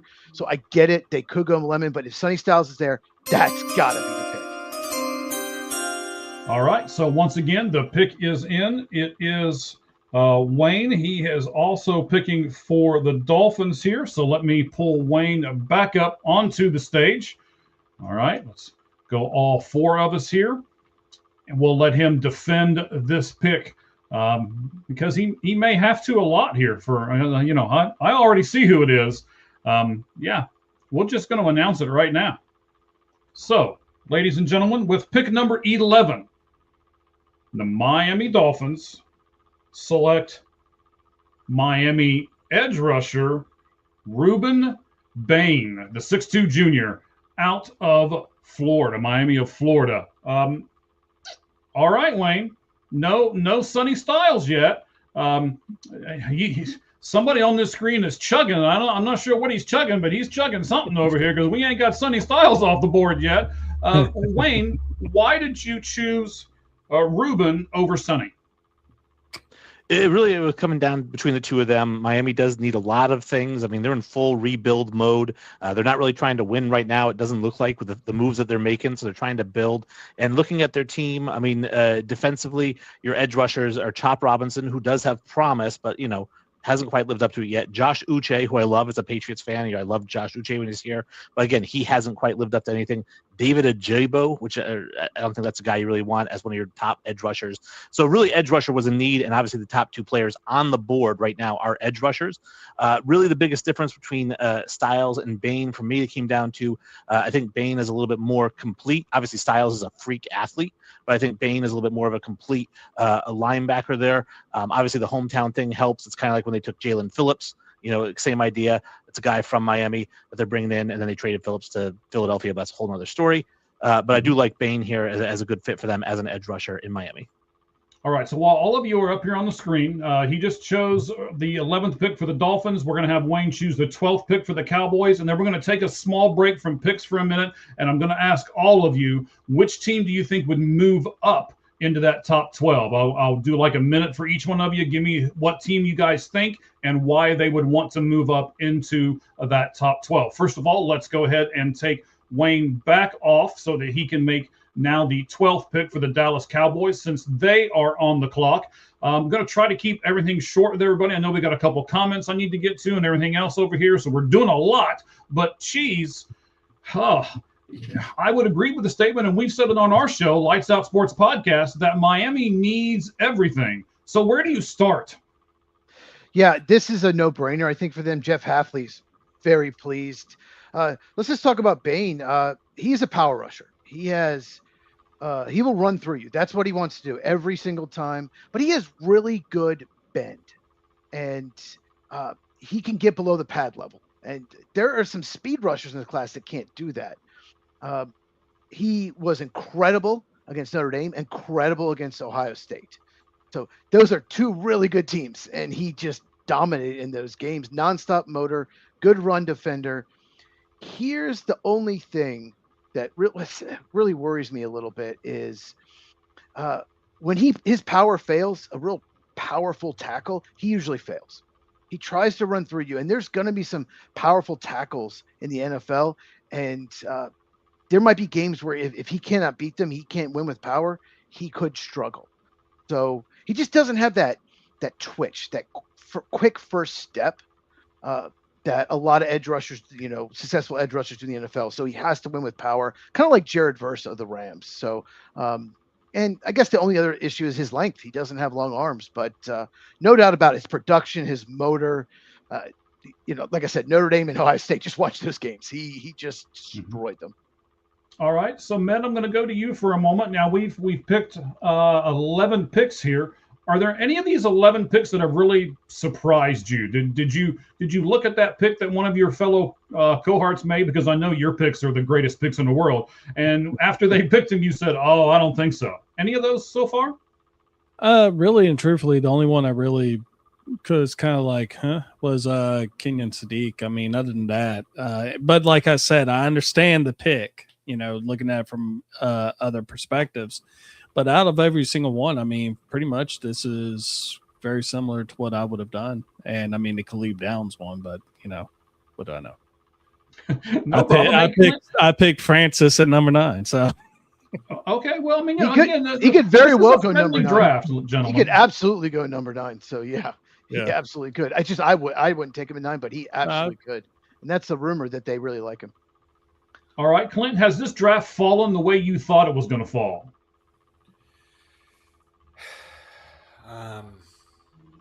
Again, and Sonny Styles is not going to still be here. I would have thought that tackle would have gone at 6, leaving Tate open for 7 or 8. There wasn't a tackle worth 6, in my opinion. The Browns are dumb, though. That, Andrew Berry might do that because he's an idiot, but there's no way I could take a tackle at 6. It's just not a tackle worth that spot. I think 6 is the prime spot if there is going to be a trade up. We've mentioned Dallas. I think that will be it. I think it will be a little rich to go all the way up to 3. I think it'll be a little rich at 4. I think a team like Dallas would view 6 as the spot. So I think that might be null in the fact of what we actually see come Thursday night. But I hear you. I do think that they might be a little more comfortable in terms of what receiver is there at 24 versus what tackle. We see a real tackle run here. They might be holding their breath, though this money's still there. But no, otherwise, I think it's lined up well outside of what I would have thought maybe about 2 picks or so. And, that's going to happen in an exercise like this. That's the point of it. All right, so I want to, before we do this pick, let me do this real fast. I need to take this off. I'm going to pull this on because we have another sponsorship. It is Forward Fan. And let me explain to everybody the concept here. So Forward Fan is a spot where you can scan this QR code right here, and you can go right to their site. We have a spot that you can sign up for. They are giving a $100 credit to their site to us in order to sponsor this particular program, and we certainly appreciate them doing that. They have tickets for the NHL, and they have tickets for MLB, and they're working on tickets for the Super Bowl. They will have it here in a few weeks, but they just didn't want to do projections that they didn't actually have here at this particular juncture, and I didn't want to give things that were inaccurate, so we decided not to give you the stuff for the NFL. But they have tickets, and if you buy tickets, like right now, let's say you're a Washington Nationals fan. You can buy tickets to the World Series. Are you ready? $5.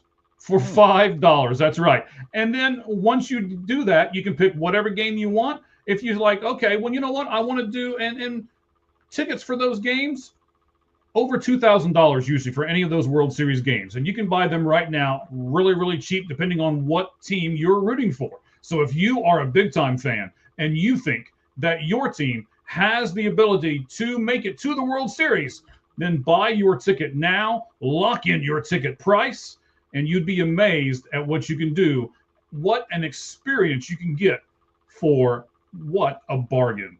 And that is forwardfan.com. You can go there, and then you can scan this QR code right here on the screen, and that will take you right to the spot where you fill out the small questionnaire so that you can be in the running for a $100 credit to forwardfan.com. All right, let's pull Wayne back up here.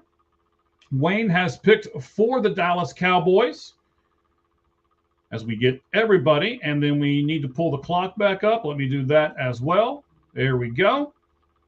We'll start it right now because here is the pick for the Dallas Cowboys. Linebacker from the Ohio State, the 6-foot, even 205-pound linebacker, Sonny Styles. So, Wayne, tell us, how hard of a decision was this to pick Sonny Styles up off this board? Obviously not hard at all because this best player on the board. He's a top 3 player on most boards.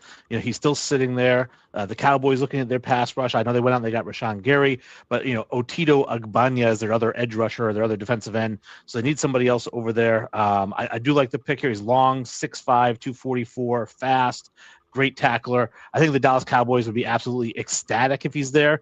And I know it's crazy to say like, there's no way he's going to be there. There's no way he's going to be. Well, I mean, there was no way that Christian Gonzalez was going to be at 14, right? There was no way that Warren Sapp was going to fall out of the top 10. There was no way Aaron Rodgers was going to fall out of the top 15.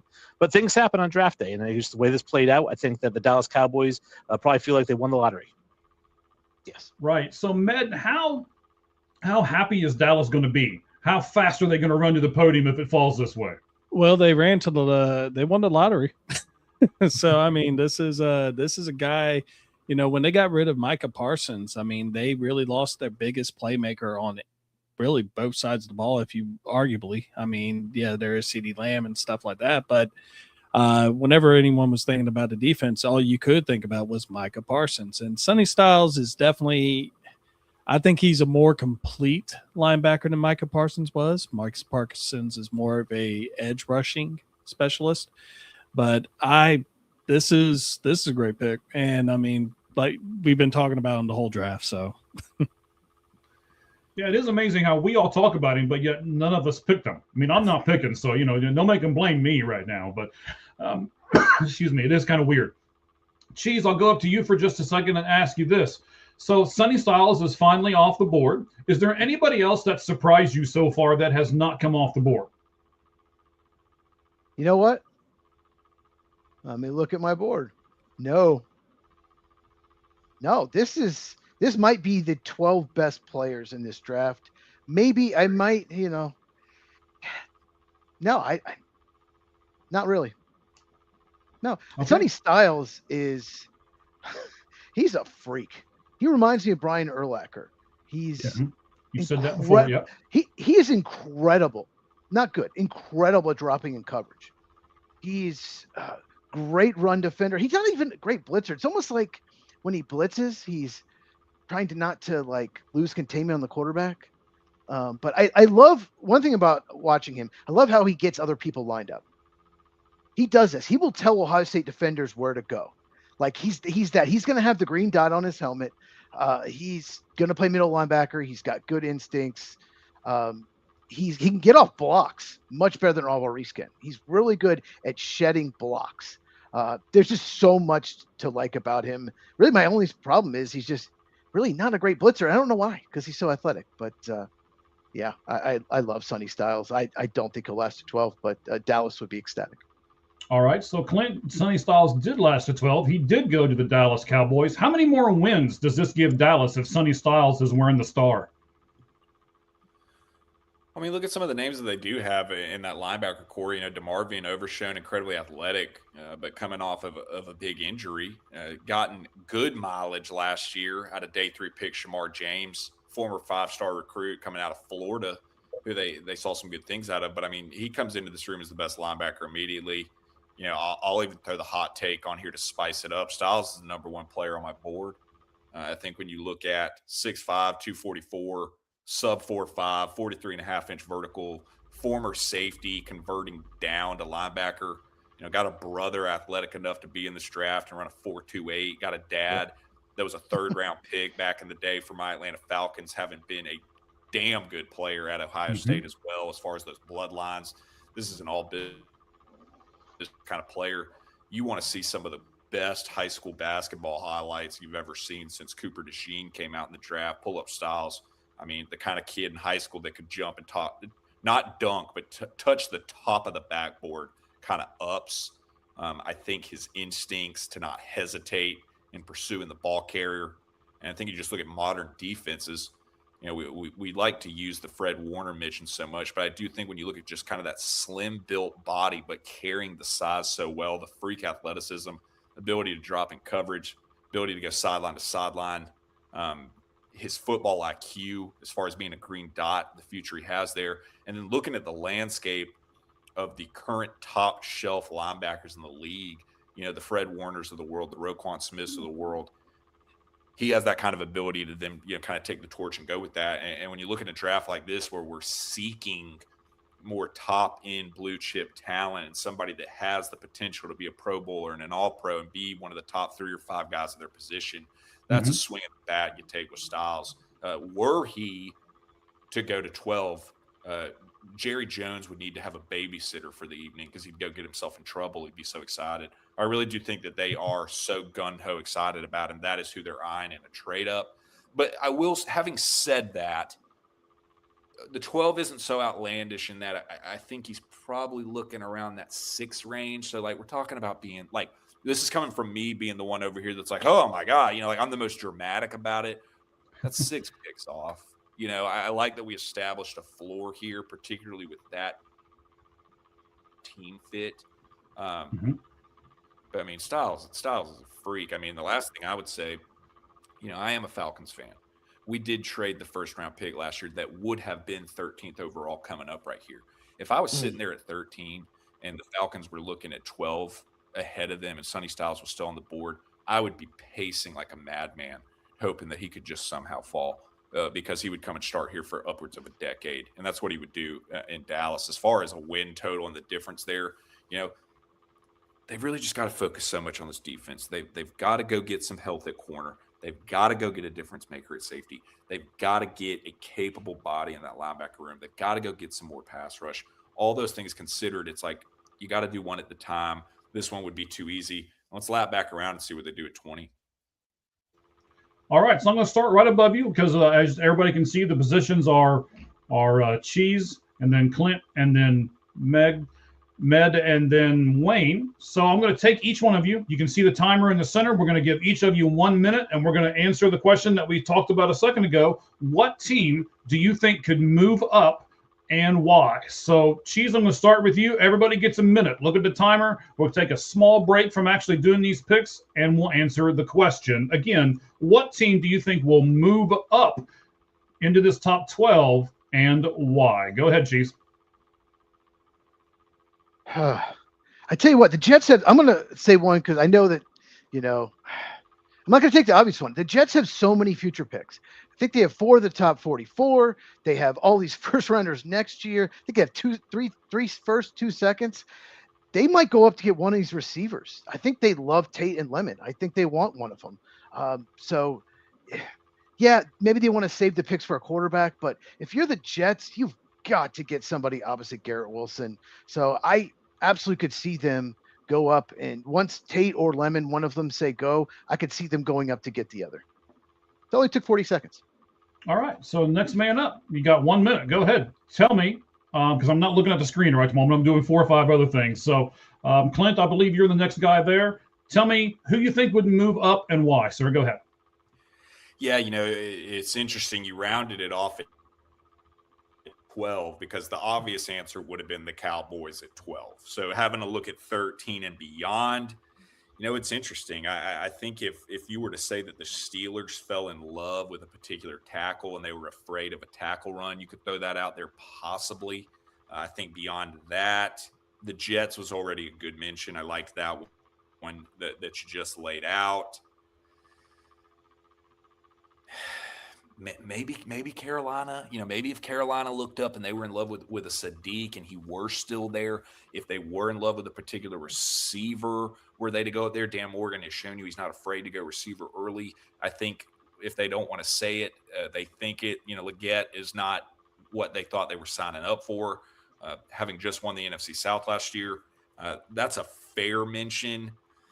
Beyond that, and I won't give any more. I'll leave some other ones open. All right. So Med, the floor is yours, buddy. We got a minute. It just flipped over from the 3. And tell us who you think would move up and why. Well, the other 3 that I would have thought of, they already said. So I would actually go with another team. I'm going to say the Philadelphia Eagles because they need to get a pass rush. They have Jalen Carter, and that's pretty much their pass rush right now. If they could actually move up in the top 10 or something, they could take a shot at possibly getting Bain, a couple other decent players up in that area.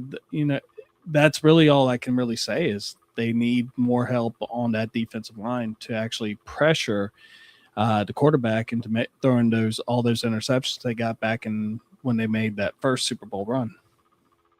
All right, gentlemen. So one of the main reasons why we're doing this too, let's just give away some of these secrets that are going on right now. So while you listen to the other guys talk and stuff, if you need to get up, go to the restroom, go grab a bite to eat, do whatever you need to real quick, just do so. I'll take you off the screen like I did Cheese, and we'll go from there. Wayne, who do you think would move up in this draft and why? I'm looking at it right now, and I think it's less of a question for me anyways. I know it's kind of a cop-out, but it's less of who would move up and who wants to move down, right? Because there has to be two parties involved that have to be willing to do it. And I think that obviously, the New York Giants would be most willing to move down. I think that they've got the two first top 10 picks. I think they move back, they accumulate more picks, and I'm trying to think of who would want to move up to 5 or 10, depending on where the Giants, which one they would want to trade. And I would probably agree with Clint and go with the Carolina Panthers, who averaged 18 points a game last year. Like, they need more offensive weapons for Bryce Young, if they're going to stick with Bryce Young past this year. Okay.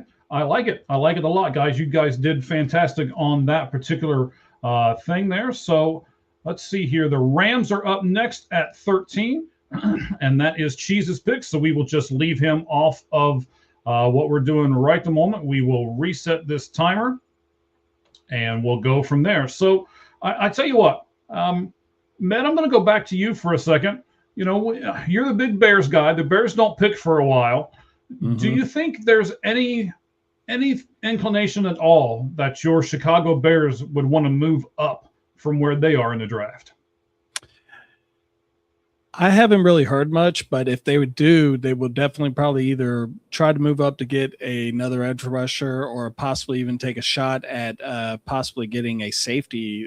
Caleb Downs probably will not be in that range to where they could actually hit, but Dylan Tillman from Oregon is another player that a lot of people are talking about it that has been rumored with the Bears. But yeah, that's the only other. We need to rebuild our defense, and you could start off really well right there. But for the most part, I think they're going to be PAT. Okay. So, again, if any of you guys need to walk away for a minute, please feel free to do so. I'll take you off the screen. We'll go from there, and we'll just keep right on going here. Clint, I'm going to come up to you. You're the Atlanta Falcons guy. The Atlanta Falcons don't have a pick in the first round. Are you okay with them not having a pick? Do you still think that what they've got from rounds 2 on, they can make a difference in this team with just the picks they get from the draft? They can definitely make a difference, particularly establishing a foundational floor beyond this pick. It's a little hard to answer. Like, yeah, if James Pierce Jr. doesn't go and take on 5 cops this offseason, you saw him with 10.5 sacks, just blowing away every other pass rusher in the rookie class. So if you were to put what you've seen in Pierce on the field and imagine him at 13, oh yeah, that's who I would have wanted here. So for conversation purposes, I would say that he's still here and leave him here. Yeah, I feel good coming back at 48. If I feel the same positionally about 48 as if we did have the pick here, I'd want to have a big man. Like, if I were to be picking here for the Falcons with what is on this board, I'd be looking at the Caden McDonald's nose tackle out of Ohio State. I'd be looking at a Max Ahanachor, right tackle out of Arizona State. I'd be looking at Blake Miller, right tackle out of Clemson. I'd be looking along those lines of some big men and where they could play there. That'd probably be my 3. But then if you plug that into 48, and I know this is a first-round exercise, I'd be hoping to see the likes of maybe a Christian Miller out of Georgia. I'd be hoping to see the likes of somebody big on that defensive interior. I'd be hoping to hear maybe you've had somebody on the tackle run still be there. If not, maybe a corner's left over to be, come in with Mike Hughes as your CB2 coming up on a contract year opposite of AJ Terrell. Maybe an Avian Terrell is still there, having had a tough pre-draft process. And that's a little bit hot. But no, I think there's definitely, if you were to look at the motto of the Falcons trades and free agency in this offseason, it's been new GM Ian Cunningham telling you inadvertently that he thought the 23 through 53 of this roster was garbage in terms of what he inherited. He has almost completely flipped the thing over.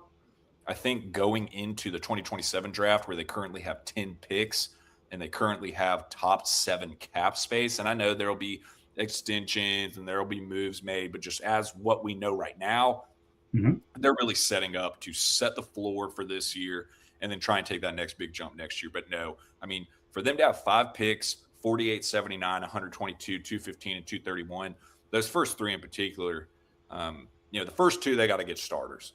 That 4th rounder, they got to get a heavy rotational.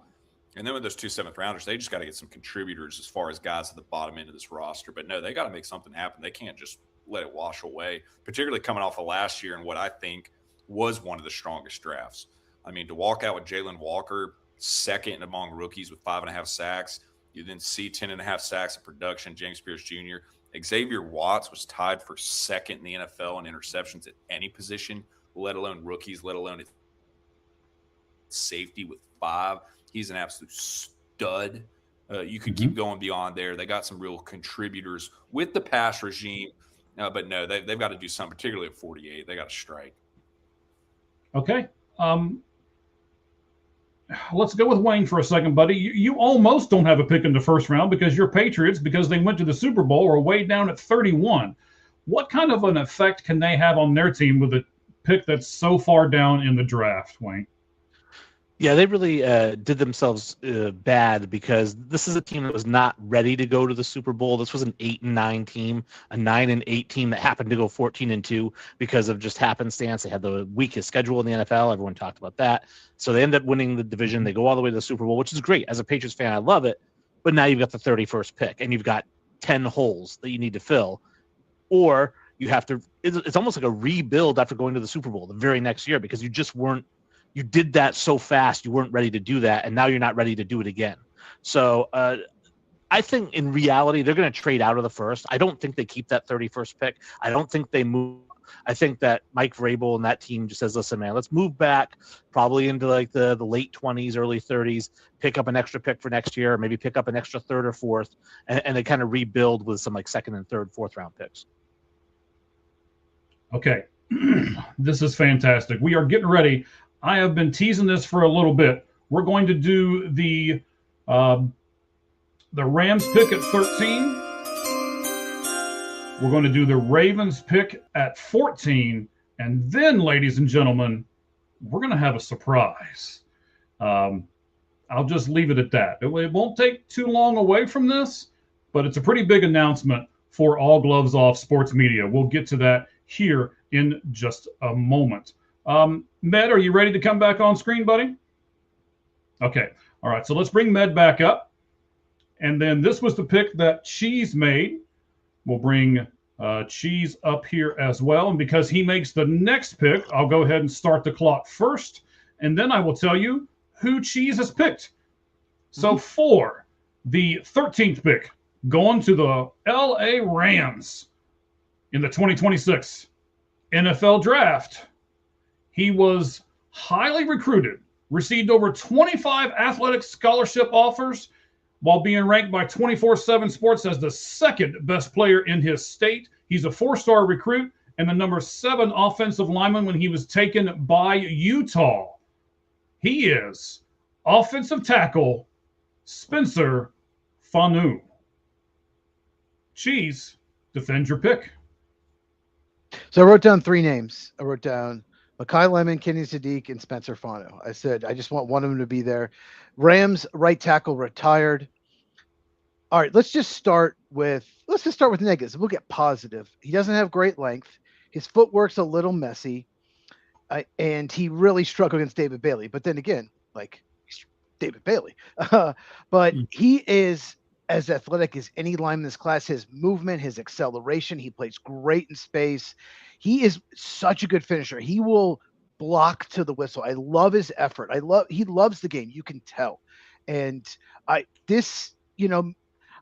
there are rumors he could go 6 overall. I don't think so. I think this might be the highest he should go.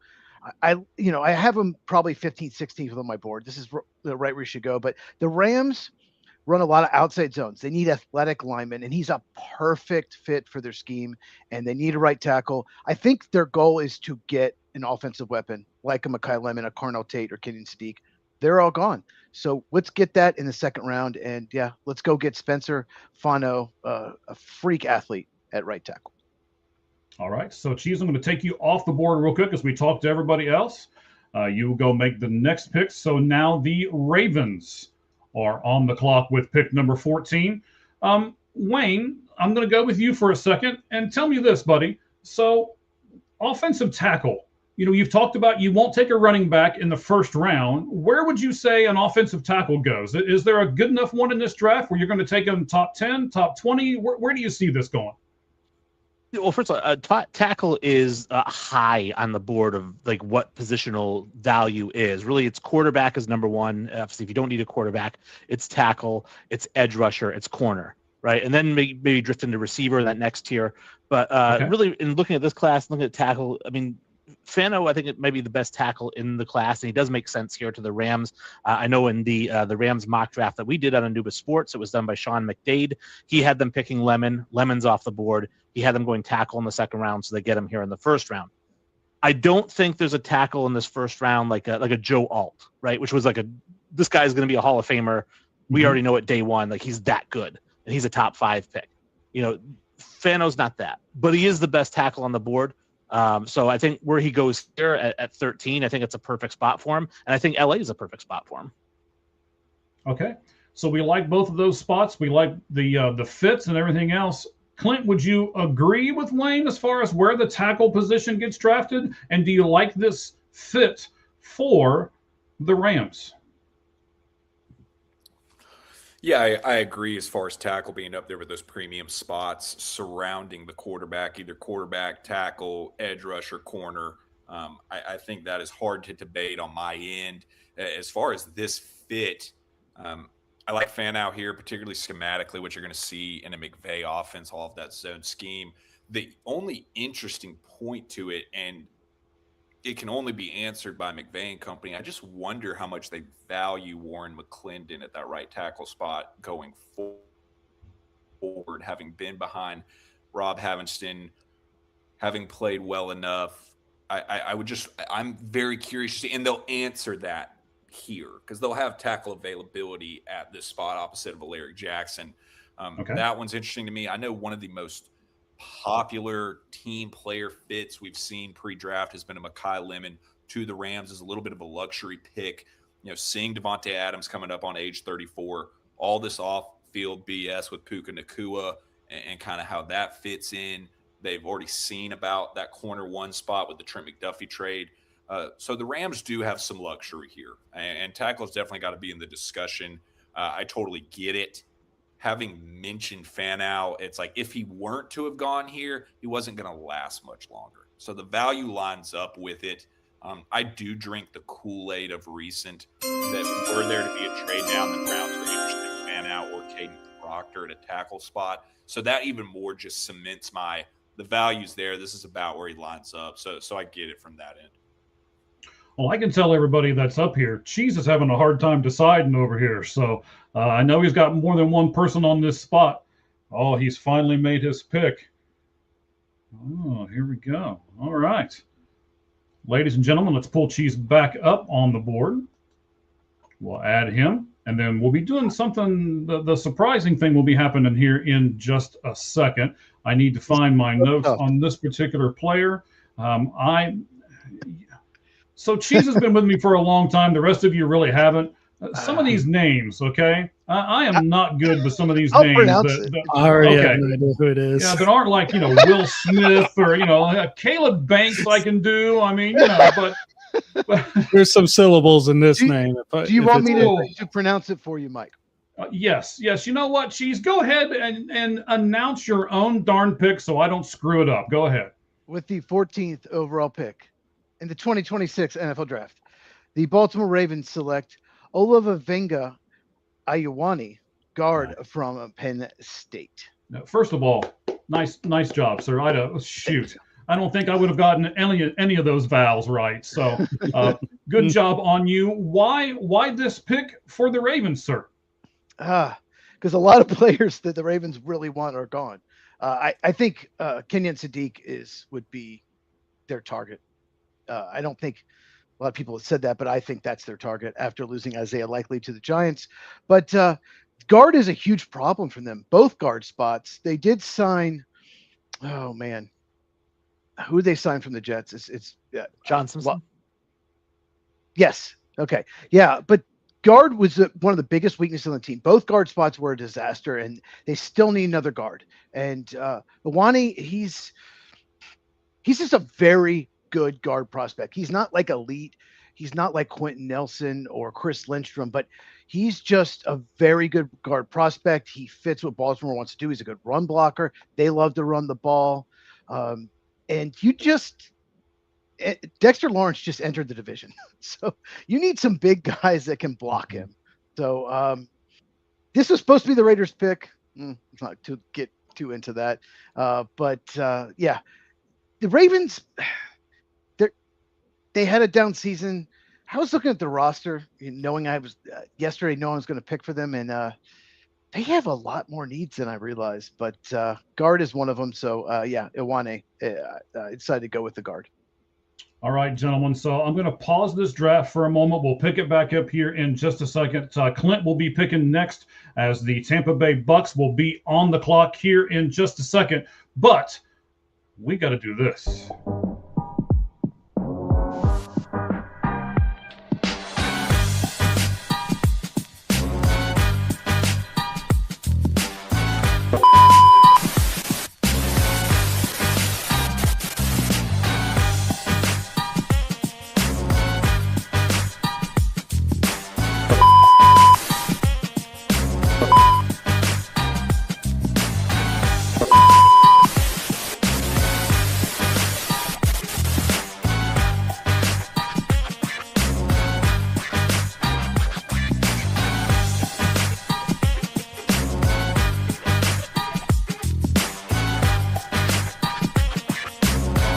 So what we're doing right now, as most of you know, we here on the All Gloves Off Sports Media Network are trying to add a bunch of different podcasts to what we're doing, and we have now added 2 additional ones.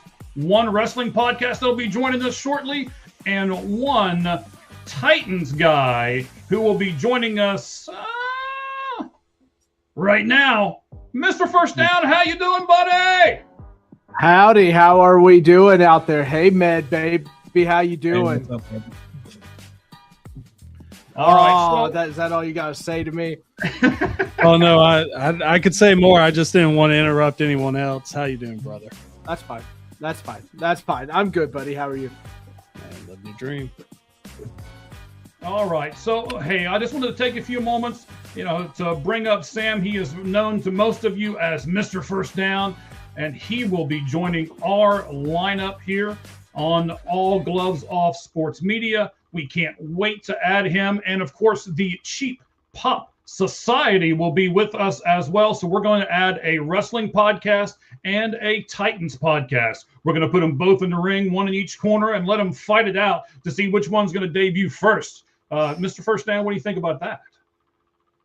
Oh, I got the fist ready. I'm ready. You know I'm not good for competition. It makes me nervous. I get all sweaty and everything. Yeah, sure. Yeah. I'll rope a dope with the young man. Let's do this. Let's do it. Give this man a Dr. Pepper. Yeah, maybe you should just give him a Dr. Pepper. Let me go reach for maybe my he'll take fridge. that. Or the whole fridge. Yes, he's got a Dr. Pepper fridge behind him. Yep.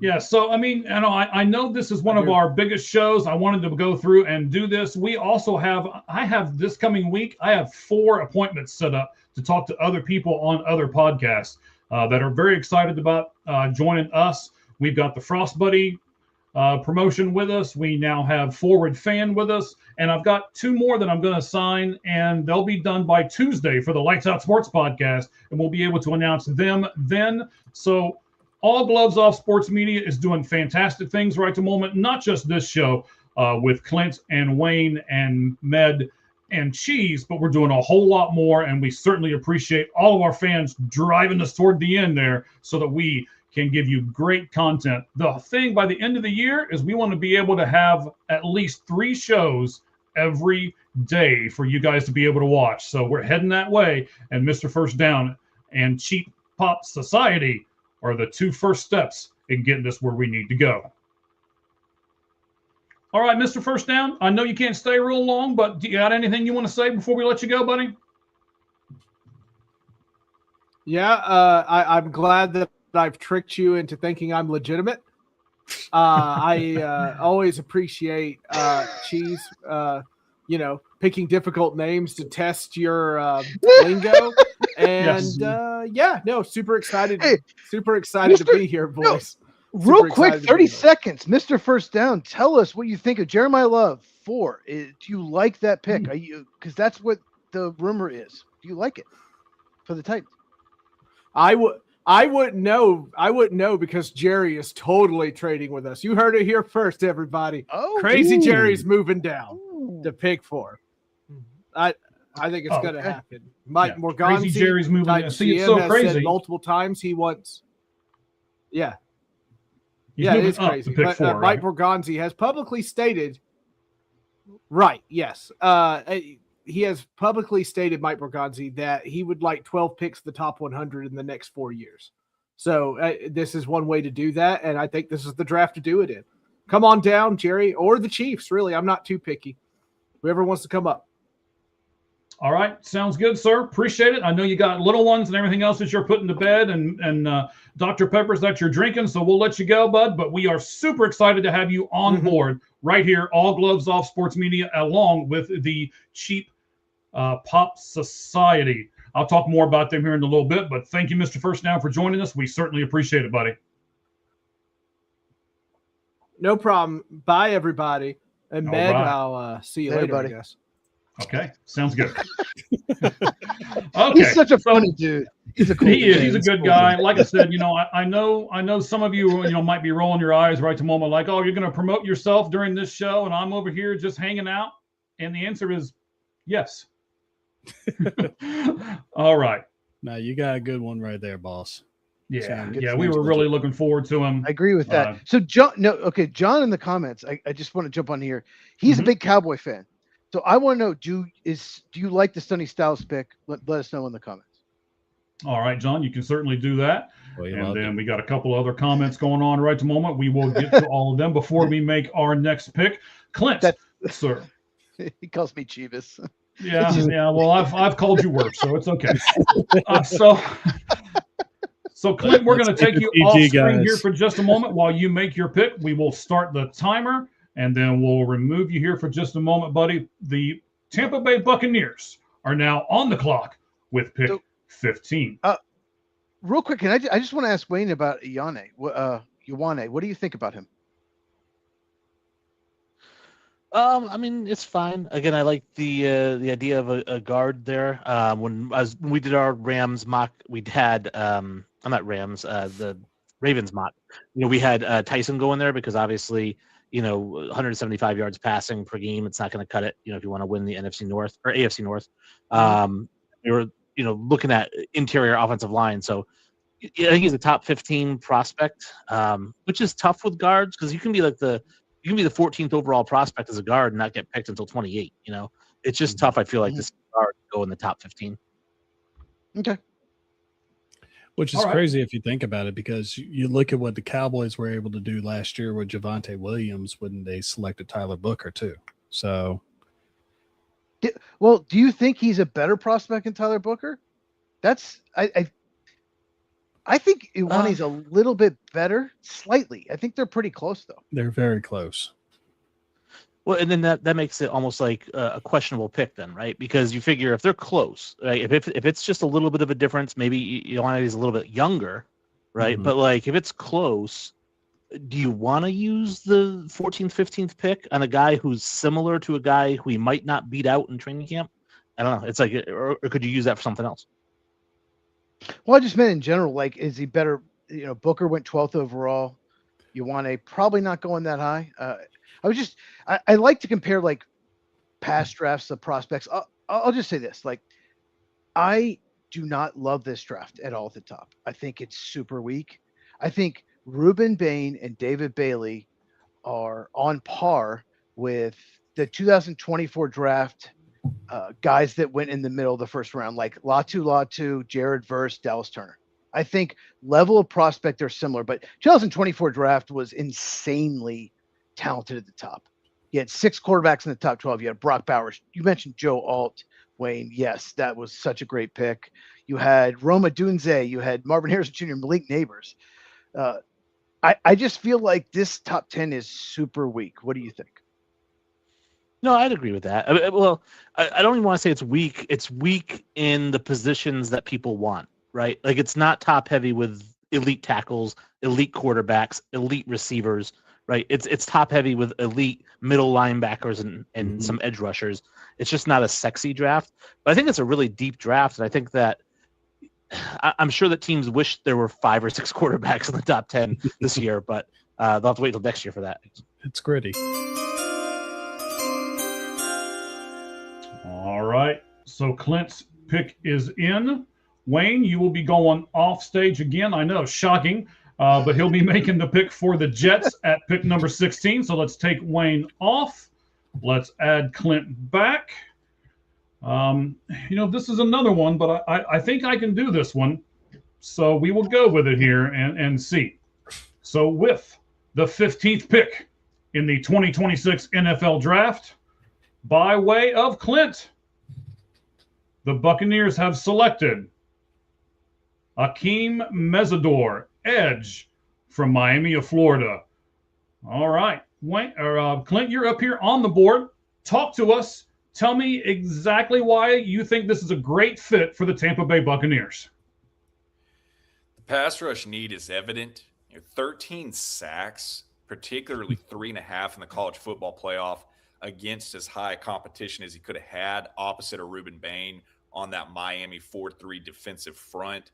To be around that 280-pound range in Mesidor, that fits schematically with what you'll see traditionally out of the Buccaneers. Yes, there's going to be the knock on Mesidor and the fact that he will be around 25 years old. But look at the winning window here for the Bucs. They have predominantly owned the NFC South the last few years, only losing a tiebreaker this year to the Panthers as far as getting into the playoffs. You look at a head coach in Todd Bowles, who's on an incredibly short leash. I'm surprised he didn't get fired last year. I think you look at Jason Light and his history of he's just going to take as good a football player as he can get his hands on.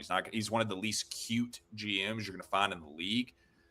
And then you just continue to look at the numbers on Mesidor this last year. I mean, 50 pressures of the quarterback, more than doubling his previous number. He is right there kind of in his prime for a team that needs somebody right now to jump in as a starter that can perform at a high level. You also look at his versatility. I mean, going back to his time at West Virginia, he's played all the way from nose tackle all the way out to a 5 tech, so they can get a ton of mileage out of him. Low pads, explosive first step. To put him with a contender like this as somebody who has 52 starts collegiately, he's ready to roll day one and fill a lot of holes for them, particularly if they were to find an injury. And I think he's somebody that, though this is the ceiling for him, where else were they going to have looked? As far as corner, I think they still need to get some kind of an answer on Benjamin Morrison and what they think of him there as more of a corner 2 spot. They love Jacob Parrish at that nickel. They've kicked Tyke Smith back to a safety spot. So were they to go and get a corner here, they're really going to have to play a little more of the shuffle. I just think as far as having a pass rush need, the only other thing you could have said is maybe a linebacker, but they go and sign Alex Anzalone after seeing Levante David go to retirement. I think those are some positions they can come back in with some of these later picks in the 2nd, 3rd round versus an immediate pass rusher with immediate pass rush upside as good as anybody in this class. It would have to be Mesidor here. So I like him in that spot. I just got to say, anyone watching that didn't know the Tampa roster knows everything about them now. That was very thorough. We know everything about Tampa. So are you saying that Clint is better at draft prognostication than Cheese? No, I'm not saying that. Oh, okay. I'm just trying to start a fight here. That was very thorough. That was extremely thorough. Wow. I was looking forward to him getting drafted because I just want to say this. watching Miami, watching him and Ruben Bain was so much fun. I enjoyed it so much watching Miami. There were so many plays where Bain and Mesor both got the pressure. And that's like, are these guys going to be underdrafted because whoever grades them is going to give this guy the pressure, not this guy? There were so many plays where they both got there so quick. I like Messenger. Here's the problem, though. He's incredible. His production was unreal. In fact, there were games where he was better than Ruben Bain. In fact, there were a few games clearly better than Ruben Bain. I can't believe I'm saying that, but he's 25. He's had some injury issues in the past. And when Bain wasn't on the field and he got double teamed, he did nothing. But I think he could be a great number 2 edge rusher in the NFL. So makes total sense. You're acting like you've done this a few times before, like, you've actually been on a podcast or something and you can time everything right down to the last second there before the little chimes go off, buddy. I was trying to leave time for Med, but I sorry, it didn't happen. Well, no, I mean, poor Med. He's going to be doing the next 2 picks, so he'll be able to talk on both of those picks. All right, so the Jets have picked. Let me pull Wayne back up on the stage. We know who he has picked. This is going to be interesting as well as we pull him back. There we go. All right. And we will announce the pick right now.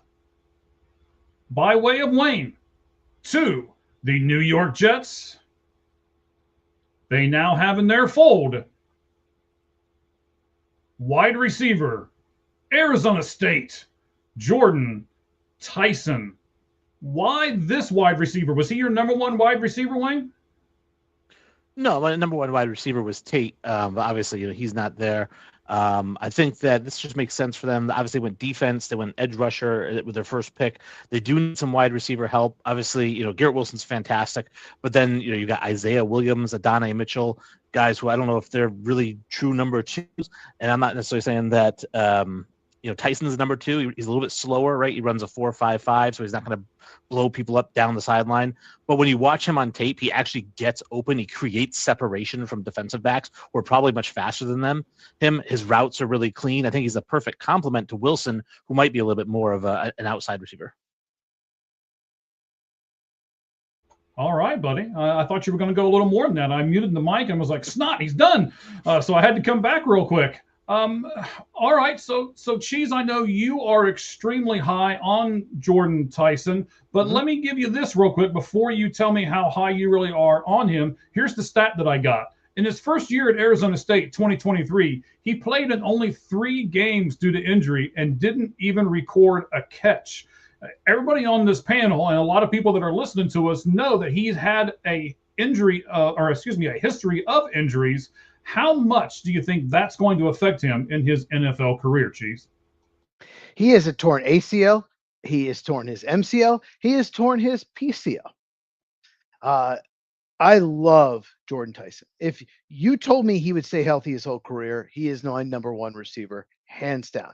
He's very polished. He runs good routes. He's very good. He stop, start, and then accelerating.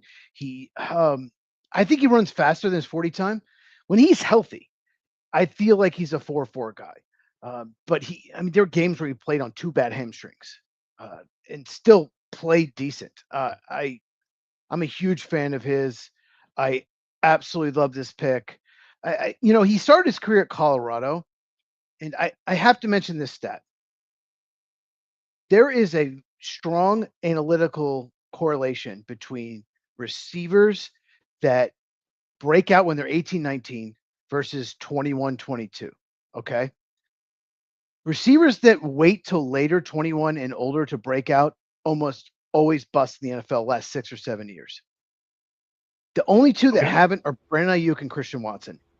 Every other person, I'm going to find it. I'm trying to find it on my computer. I'll find the list if you guys want it. Jordan Tyson and Casey Concepcion were great at 18 years old. They were unbelievable. And almost every receiver that was unbelievable at 18, 19, like maybe Jeremiah Smith next year, just saying. Almost all of them end up being really good NFL players. And Jordan Tyson was incredible right from the get-go at Colorado before he transferred. So I just he's so I don't know the word for it. He's so smooth.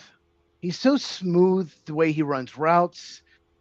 It's just no nonsense. He secures the ball quickly. When you throw him a ball, he doesn't take his time, slow down. That ball is in his hands to his body like this. He secures it so quickly. I love Jordan Tyson, and I think he has the potential of being number one, but he's got to stay healthy. All right. So Clint, I'll come to you for a second.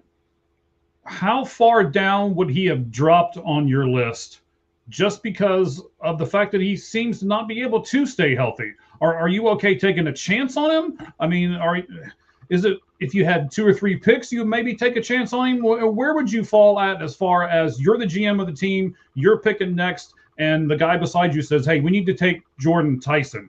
Would you then turn to him and be like, no? Or would you turn to him and be like, yeah, he's going to be a great receiver, I think. I'll let you take it from there, buddy. What do you think? If I'd have had the Jets pick there, I would have taken Tyson as well. He's 13th overall on my board, even factoring in his injury history. Were he to have a clean slate there, I think he's closer to a top 5, 6, 7 player in this draft. Kind of like was just spoken about his athleticism. A lot of effortlessness to it. Very silky smooth. Doesn't have to decelerate in and out of breaks. Can go up and get the ball. Looks like what you imagine in a wide receiver one in the NFL in terms of his athleticism. I think there can't be too much stock put into his testing, and teams know that. But here at 16, and knowing he's coming in with wide receiver 2 expectations alongside Garrett Wilson and ahead of Adonai Mitchell playing in that receiver 3 spot, and in a team that their winning window is not open yet. They have all these picks. They know it's going to take some time. You can ease him into that. That is a nice security blanket for Geno Smith in the now. That is a nice security blanket projecting you likely taking a quarterback in the top 5 picks or so next year to come in, learn alongside Garrett Wilson. I think that was the right pick here, knowing you're going into having pick 33 and pick 44. Okay, sounds good. I appreciate everybody's analysis on that one. Let's do this. We are going to, Med's going to make the next pick as well, so we'll pull him in. This pick is for the Lions, Med, and you have already made that pick. We know exactly what it is, so let's go ahead and tell the world who you have picked for the Lions. I had this guy much higher on my personal list. He is huge, and I'll tell you why I had him higher. Arm length, 34 inches, 34, so 34 and 3/4. There we go. That's what I meant to say. That his hand span is 10 inches, 10 and 3/4 inches. There we go. I'll get it right. His wingspan, 7 feet and 1/4 inch. He ran the 40-yard dash in 4.93. His vertical, 35.5. His broad jump, 9 feet 7 inches. And this is for a guy who's 6'7", 315 pounds. Offensive tackle, Georgia, Monroe Freeland. Med, talk to us. Why do you like Freeman so much, besides maybe, all those stats I just rattled off?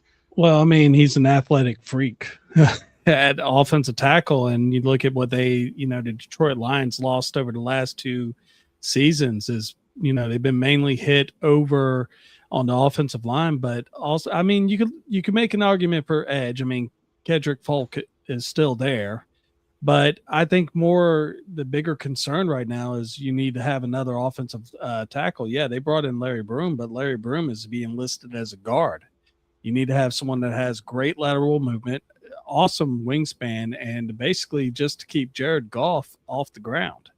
And, that's really and truthfully, as a Bears fan, I'm not happy about this, but as a Lions fan, I'd be kind of ecstatic because you are a run-first team. Okay, I like it. Let's pull you off the stage because you're going to make the next pick for the Vikings as well at number 18. And all of you guys, if you make I know we're going to switch it up here. If you'll put your pick into private chat, that way Roger can see it too, and you'll have the thing ready for the bottom of the screen as well. So, all right, let's take you off and let's go to Wayne for a second. Wayne, would you say, yes, Med used athletic freak? Would you use that in the sentence when you're describing Monroe Freeland? as well? I'd say he's athletic for his size. I don't want to say athletic freak because there's certain guys like Jadeveon Clowney, is 6'6", who runs a 4.3 40. That's an athletic freak. Even these guys that are just ridiculous. He's athletic for his size and he's big. I think he's a great pick here in Detroit. I think Detroit was the opposite of New England, and we talked about New England getting to the Super Bowl and not being ready to. Detroit was a team that was ready to go to the Super Bowl and did horrible. So they're a team that has a lot of pieces in place. They only needed one or two really to get back to that. So I like the pick here for them. I agree with what he said that Borum is really more of a guard than a tackle. I think Penei Sewell's lights out. We're on the other tackle spot. So I do like the pick here, but as far as to answer your question, yeah, I don't consider him an athletic freak. I consider him just athletic for his size. Okay. So, Cheese, I'll go to you. Athletic freak, yes, no? And do you like this pick for the Detroit Lions? I just don't love Freeling as much as some people. I see a lot of flaws in his game. I think he's got to clean up his technique. His hands were on the outside of the pads too much. That's going to lead to holding penalties in the NFL. Only 1 year starting. I mean, there's some people look, he's got athleticism, he's got length, but there's some people that think he could, they're mocking him as 6 for the Browns. He just doesn't have that upside. He's never going to be Joe Alt. He's never going to be Penei Sewell, even with his athleticism, in my opinion. So I still, he's not a top 20 player, in my opinion, in this draft. The Lions need a tackle that they can play right away. He might need some work. He might need to sit out a year. So this isn't my favorite pick for them. I get it. Tackle is a huge need. Jared Goff does not move well. Just not a huge Freeling fan. Okay. I mean, he's a top 25 player. I just probably around 25, somewhere around that is my board, but not top 20. All right. So here's the other thing that we're looking at, gentlemen. And Clint, I'll kind of revert to you here for a moment. Is he the best tackle to be taken right here? Is there another one that's better? And would you have taken a tackle for Detroit at this point, or do you think they have another need? Tackle's a slam dunk. Yeah, for who was on the board, I think Caden Proctor does fit that brand very well. Bully ball, 6'7", 352 pounds. His ability, worst case scenario, to kick inside the guard for you. I would have taken Freeling in that spot as well. I think factually is an athletic freak. You look at offensive tackles in terms of percentile perspective. I mean, to have 34 3/4 inch arms, 10 3/4 inch hands, that's massive on both ends. 6'7" 3/8", 315 pounds, both of which either 88th percentile or better.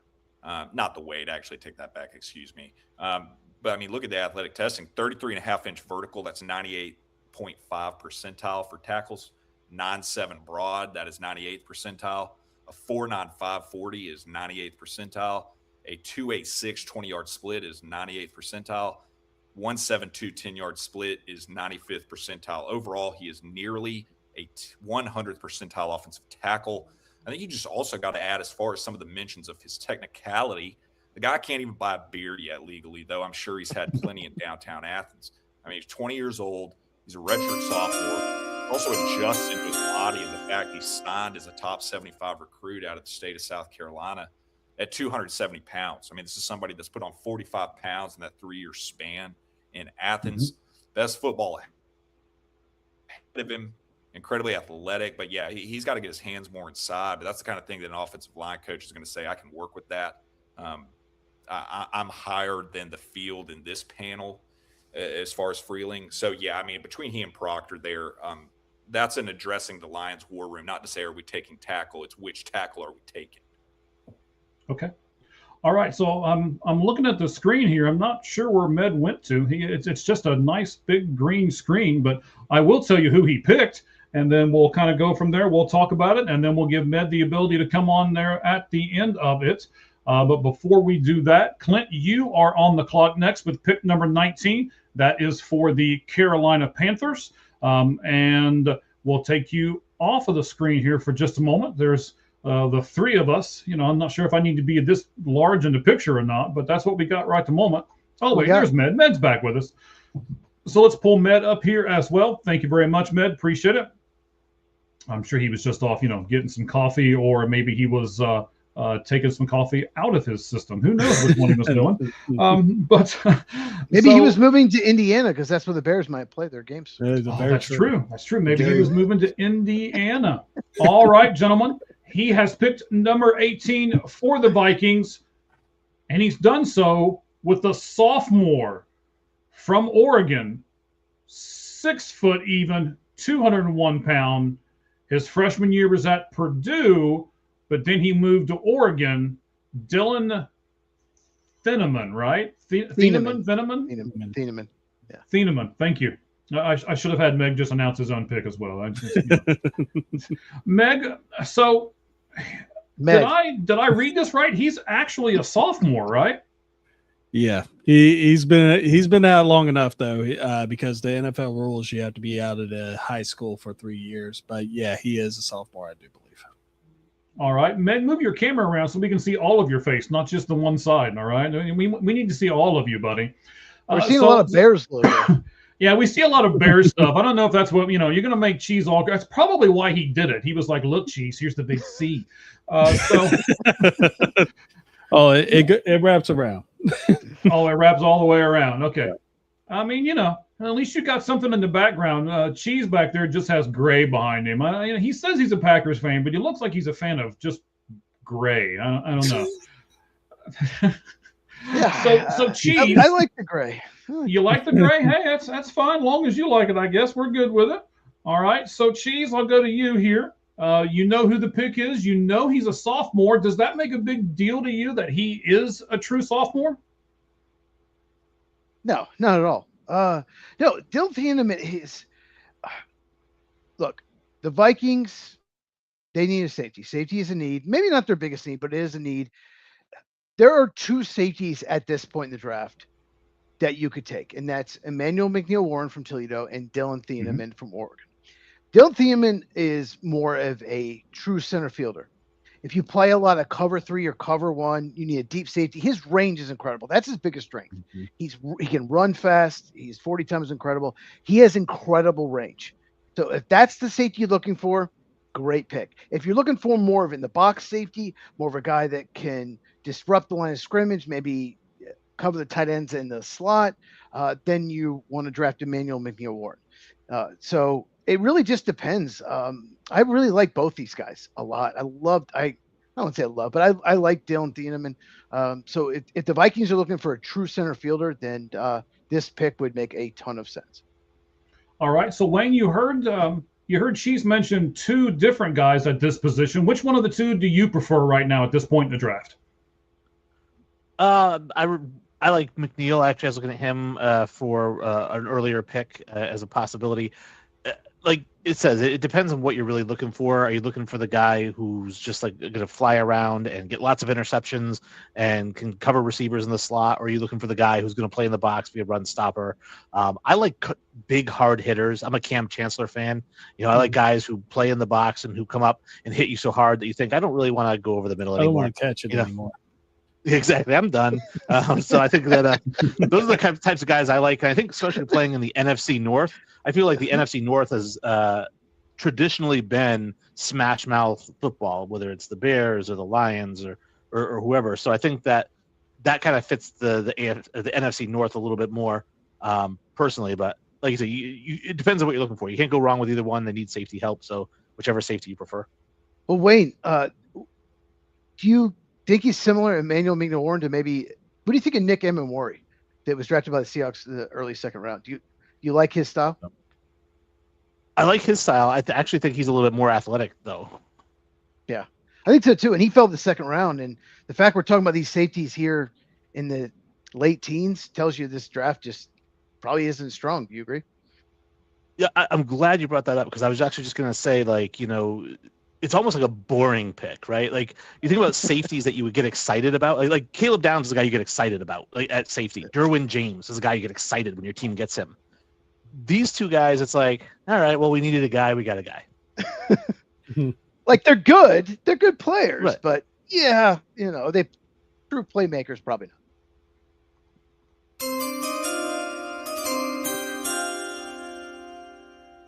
All right. So the Panthers are done. They are going to be here on the next pick. I tell you what, He let's made the just pull this pick up right here. after Dylan Thieneman. He made the pick like right away. You see it? Right No, after I tell you Dylan. what. Okay, so I'm just going to pull him up right here. usually Clint, tell us who your pick is, buddy. Just tell us who it is, bud. It's your boy, Mike. Yeah, Who? see, I will add just Oh, a yes. golf clap pat on the back to the Vikings there as far as the value. I had two names after 17 that I said one of them's not going to make it past the Vikings, and one of them is, and that's who I'm taking. I would have had Thieneman as one of the two names here for the Panthers, so that was good value for Minnesota at 18. He wasn't going to fall past 19. I ultimately went with Caden McDonald, nose tackle out of Ohio State. One of my favorite players in the class. You know, people are going to talk about, nose tackle isn't as flashy. Look, what's flashy is when this guy is still a high-end starter in the league 7, 8, 10 years from now. Your worst case scenario in McDonald is that he is a damn good run-stuffing brick wall. I think it gets a little over-dramatized as far as his pass rush potential. Look at him this year. He had 4 sacks, 11 QB hurries in the middle of that defense. That he was the central focus that positively affected everybody else. You know, there's not as high a performance out of an Arvell Reese and a Sonny Styles at the second level if he's not being a two-gapper. There's not as much free roaming and running the tunnel coming downhill for a Caleb Downs or a Lorenzo Styles Jr. back there at the safety spots. You even look at the corners, the guys that'll be more available next year. But you get my point, opening it up for the edges such as a Caden Curry that'll go here later in this draft. McDonald, former top 100 recruit out of Georgia. Remember him as a local product here. Hoping he signed with the Bulldogs. Ohio State sniped him. But I mean, 60%. They do that. 60%, yeah. 60% of his snap allocation there has been at a true nose tackle spot. So you have that role in this Panthers 3-4.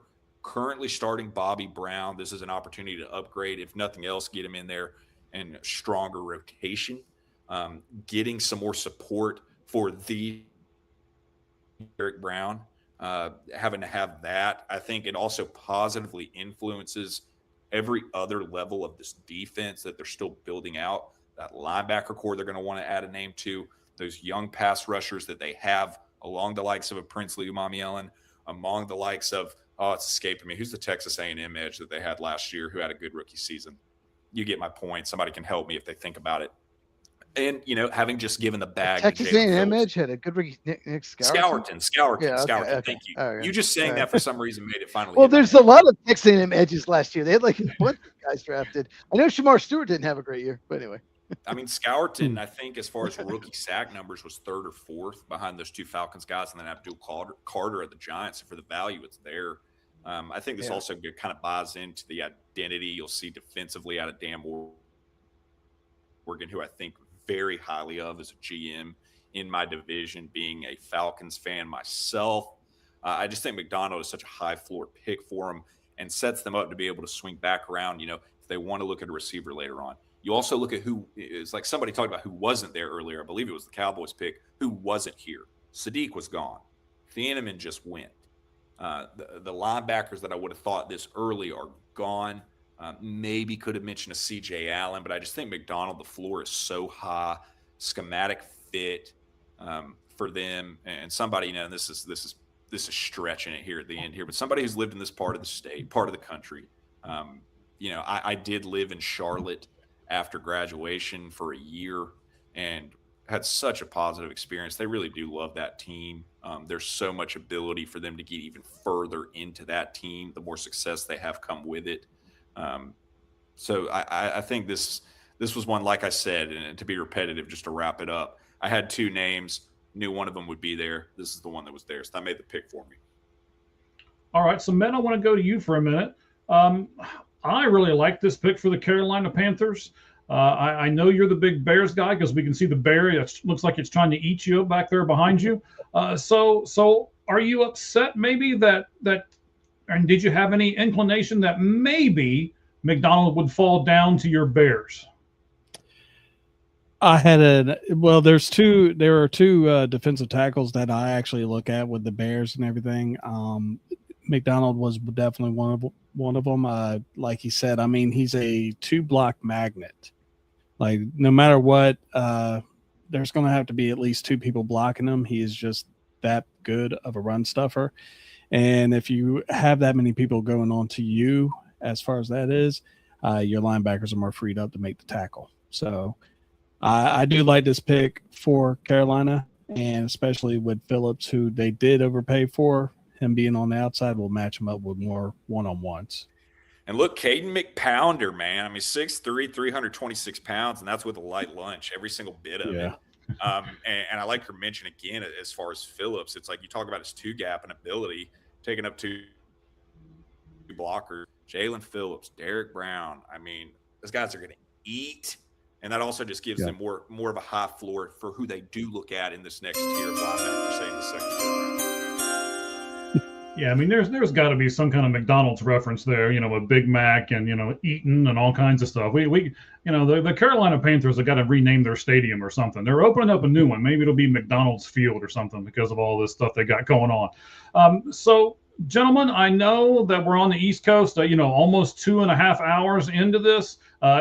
Cheese and I are just pros at all this because, we do our podcast every Tuesday about 2.5 hours. So I'm not even sore from sitting in the chair yet or anything, but I know some of you have to go. I know you guys have got kids. I don't have any of those anymore because I'm an old man and I've kicked all mine to the curb. So we're good with all of that. But I do know that, Clint, you need to get out of here. So I will have you do this for me, buddy. Man, you have really added a lot to this. Appreciate you being on with us. Thank you very much. And give us your socials and stuff so that people can find you on the internet, buddy. Tell us where you're at. Yeah, one-stop shop. You can find me on Twitter, very active there. My namesake, Clint Goss, not gross. Clint Goss at NFL Draft Dome. You can find me on YouTube as well at NFL Draft Dome. And yeah, to your kids' comment, the 3 and the 1-year-old here is very much the part of my life. As you can see, if you look at my surroundings, I am in the garage recording this. So thanks for having me. This is a great exercise. Feel good about the picks that I had. I know y'all finished up strong. For my pick that would have been 28 for the Texans, I did put 4 names in there. There's no way they're all 4 gone. If y'all want to look back, if you need to shoot me a text or something, I can respond to that too as well, most likely. But thanks for having me. Hey, I'll make your text. I live in Houston. I'll make your Texas pick. Go ahead. All right, I hand it to you. I'll do it. You got it, Casario.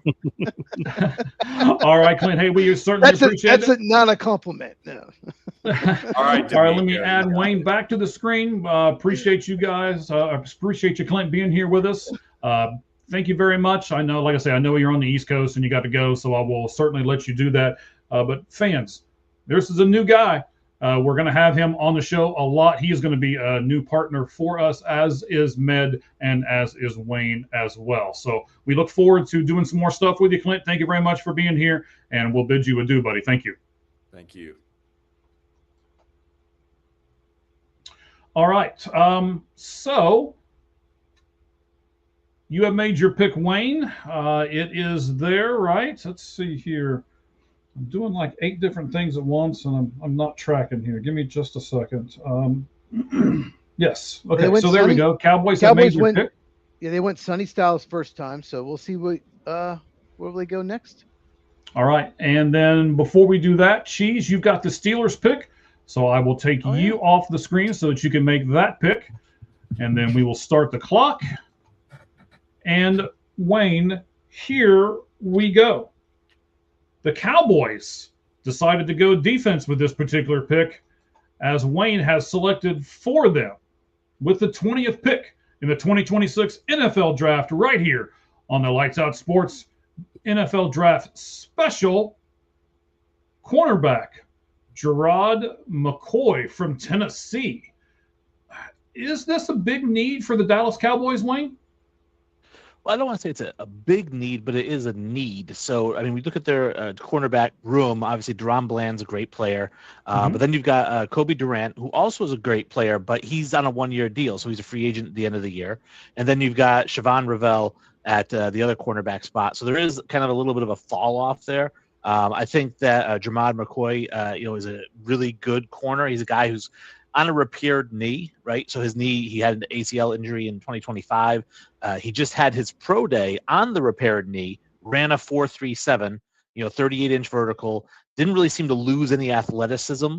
There is some concern about it because it is still fresh. It is still new. Maybe if he hadn't had the injury, we're talking about him in the top 10, right? But again, Dallas got a huge steal with Styles. I think now, because of the injury, I think that McCoy is a little bit of a steal here at 20. And I think that he's going to be immediately the starter at nickel and possibly even, could start on the outside a little bit. All right, fantastic. I appreciate that, man. That is some good analysis there. It's like, and I agree with you. Is it the need for the Dallas Cowboys? No, but I think sometimes you just see a guy and you're like, you know what, this guy fits our scheme. As Med was talking about earlier, I want somebody that fits my scheme and everything else. So, it's weird how this draft is kind of fallen. And this is what's going to happen on the real draft on Thursday is, there's going to be a guy that we look at and be like, I can't believe he's still there. And there's going to be a team that takes a reach on somebody and we throw stuff at the TV and everything else. So I think it's a great exercise as what Clint said as he left. And Med, I'm going to turn it over to you and ask you this, buddy.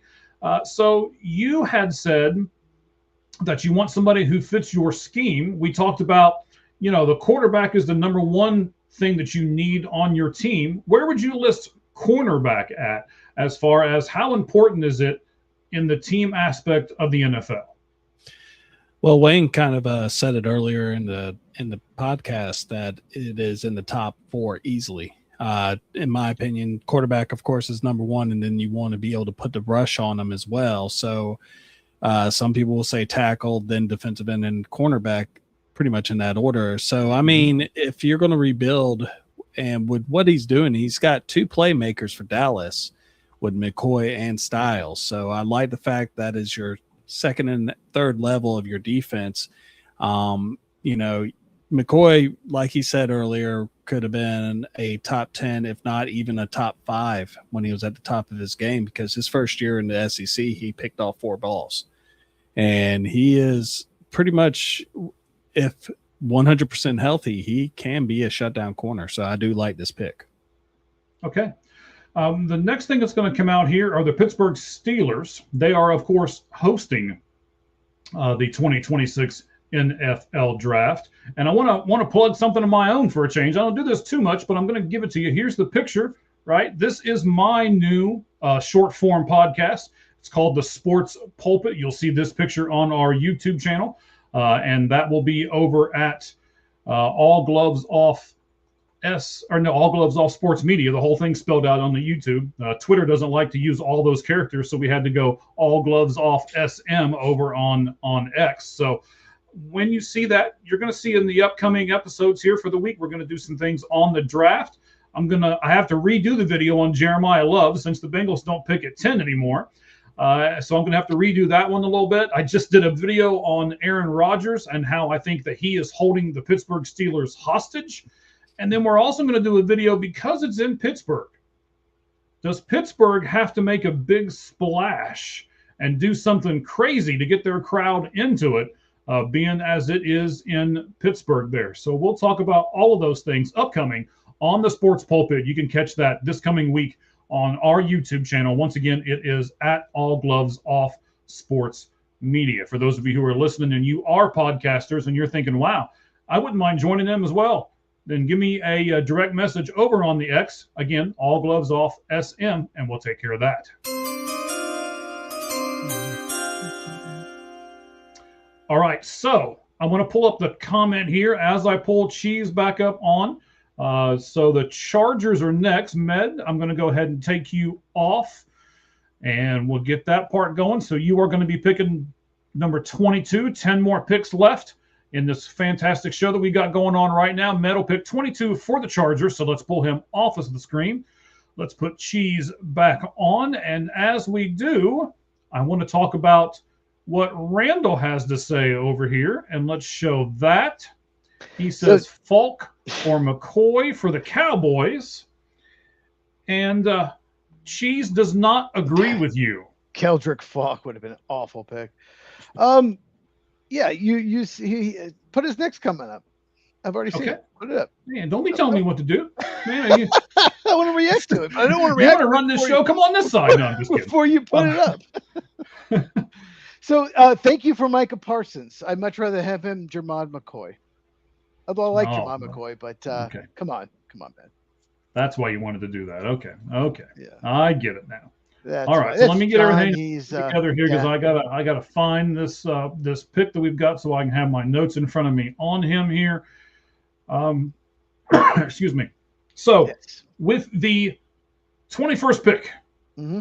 in the 2026 NFL draft, the Pittsburgh Steelers take from Texas A&M wide receiver Mm-hmm. KC Concepcion. Why this receiver? Didn't you have people maybe ranked ahead of him or just as good as him? Or why are you taking this guy? Poor Buffalo's upset right now. I love him. I love Casey Concepcion. Let's talk about Pittsburgh. Mike McCarthy is the head coach.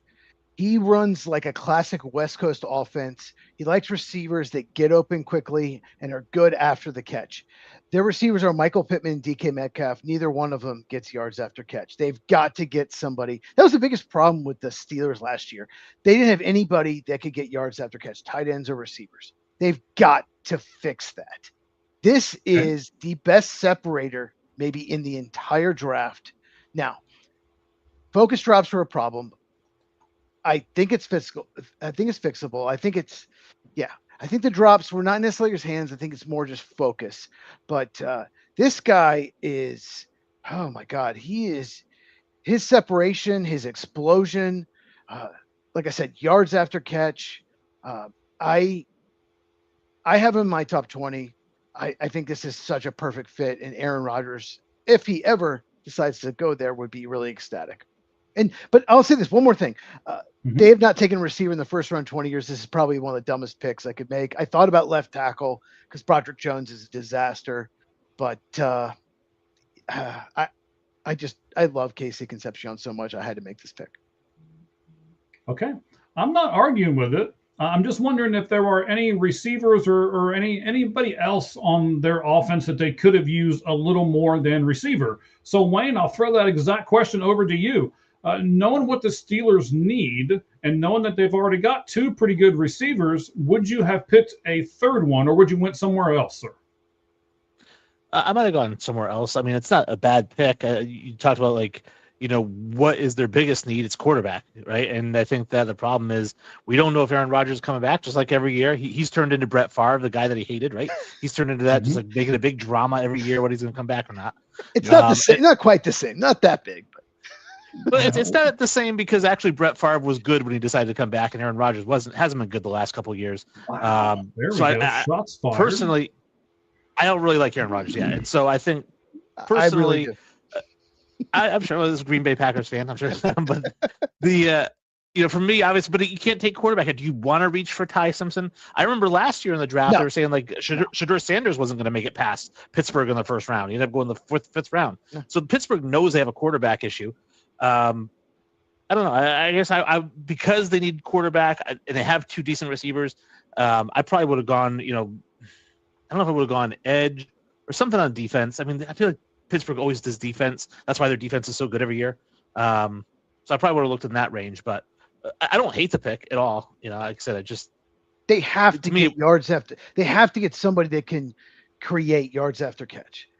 Jonnu Smith, Freiermuth, DK Metcalf, they couldn't do that, and that really hurt Rodgers. And getting Mike McCarthy, you look at Randall Cobb, Greg Jennings, Jordy Nelson, all good, unbelievable after the catch.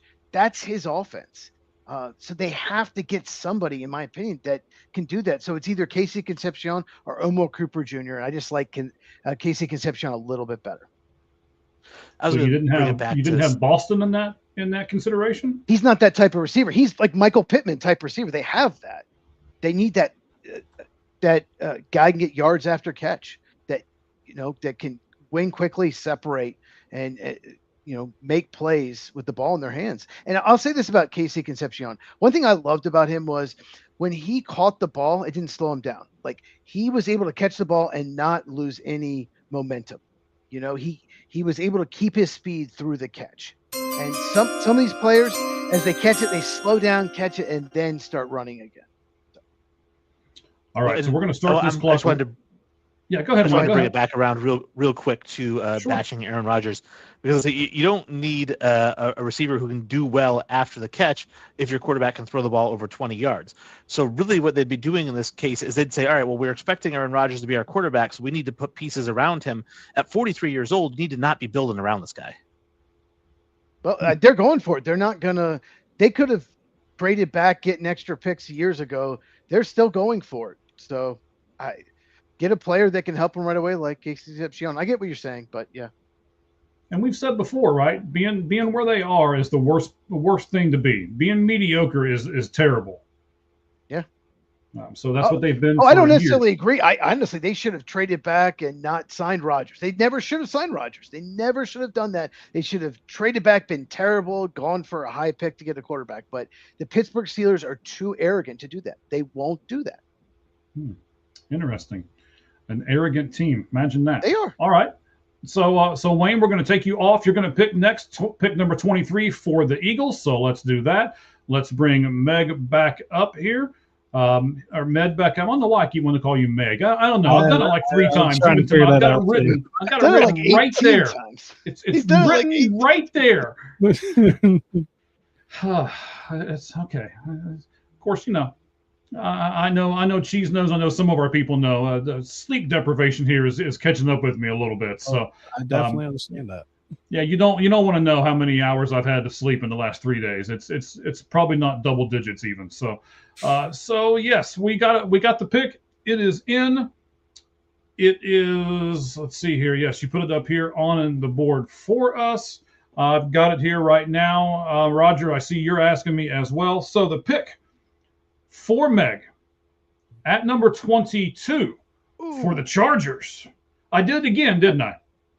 I saw you look. I saw the look over there. I was like, well, I don't know. I'm just going to let you say your name all by yourself from now on, okay? So you know, I got to ask you here in a second. Where did Med come from? Is that short for something, or? It's a family name that was named after my great granddaddy. Oh, He great! passed away That just right makes me before I feel was so born, much man. better. You know, I was named after my great granddaddy, and the host of the show can't get my name right. He keeps butchering it, so it's like I'm he's also the insulting my third, great grandfather every time he says it. That's fantastic over here. All right, so He's also the Med, third. He's also the third. So it's even worse, Mike. Thanks for Triple rubbing power. that in for me. All right, Med. So you have picked Peter Woods for the Chargers. Tell me why you picked Peter Woods and what need does that fill for them?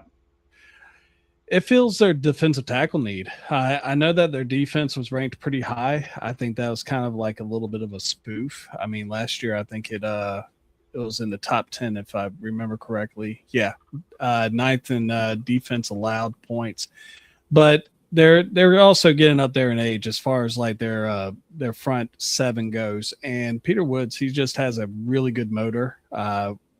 He seemed to be on it. Pretty much any play that was in the front, like on the line of scrimmage, runs up the middle or anything like that, he's good at breaking it down. And also, you know, a lot of people look at his size. He's 6'2" and 298. He has natural leverage.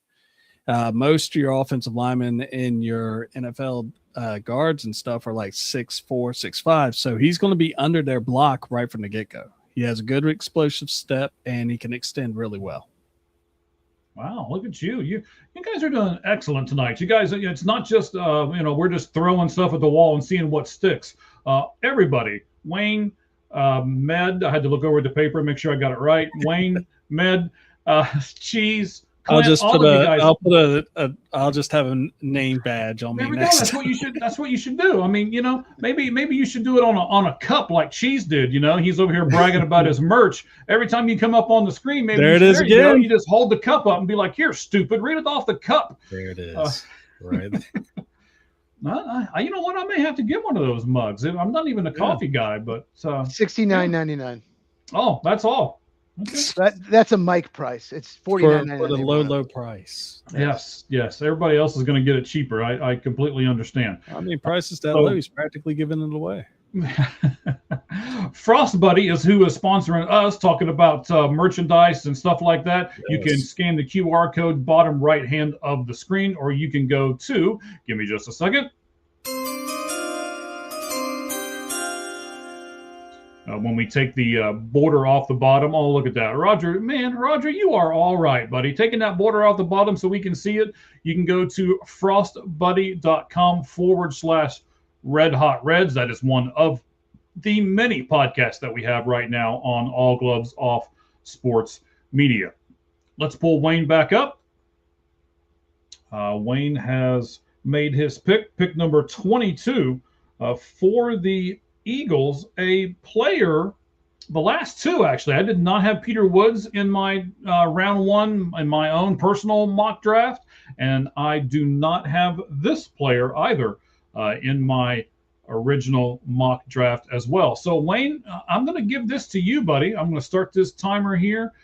We will give everybody a chance to react here. I know Cheese is going to go off next as he picks number 24 for the Browns. I'll have him stay up here for just a second. Wayne, tell me who this guy is, because this guy's got, he's got a hyphen. He's got all kinds of stuff in his name. Yes, so with the 23rd pick in the 2026 NFL Draft, the Philadelphia Eagles select, I have it here too, Emmanuel McNeil-Warren, safety out of Toledo. I know we talked about him earlier when Tiananmen got drafted. Obviously, he's an in-the-box safety, 6'4", big. He's a big guy. He kind of almost comes in as almost an extra linebacker, right, a little bit faster. Looking at Philadelphia, I mean, they need receiver help because they're going to trade A.J. Brown, and they brought in like 5 guys on one-year deals.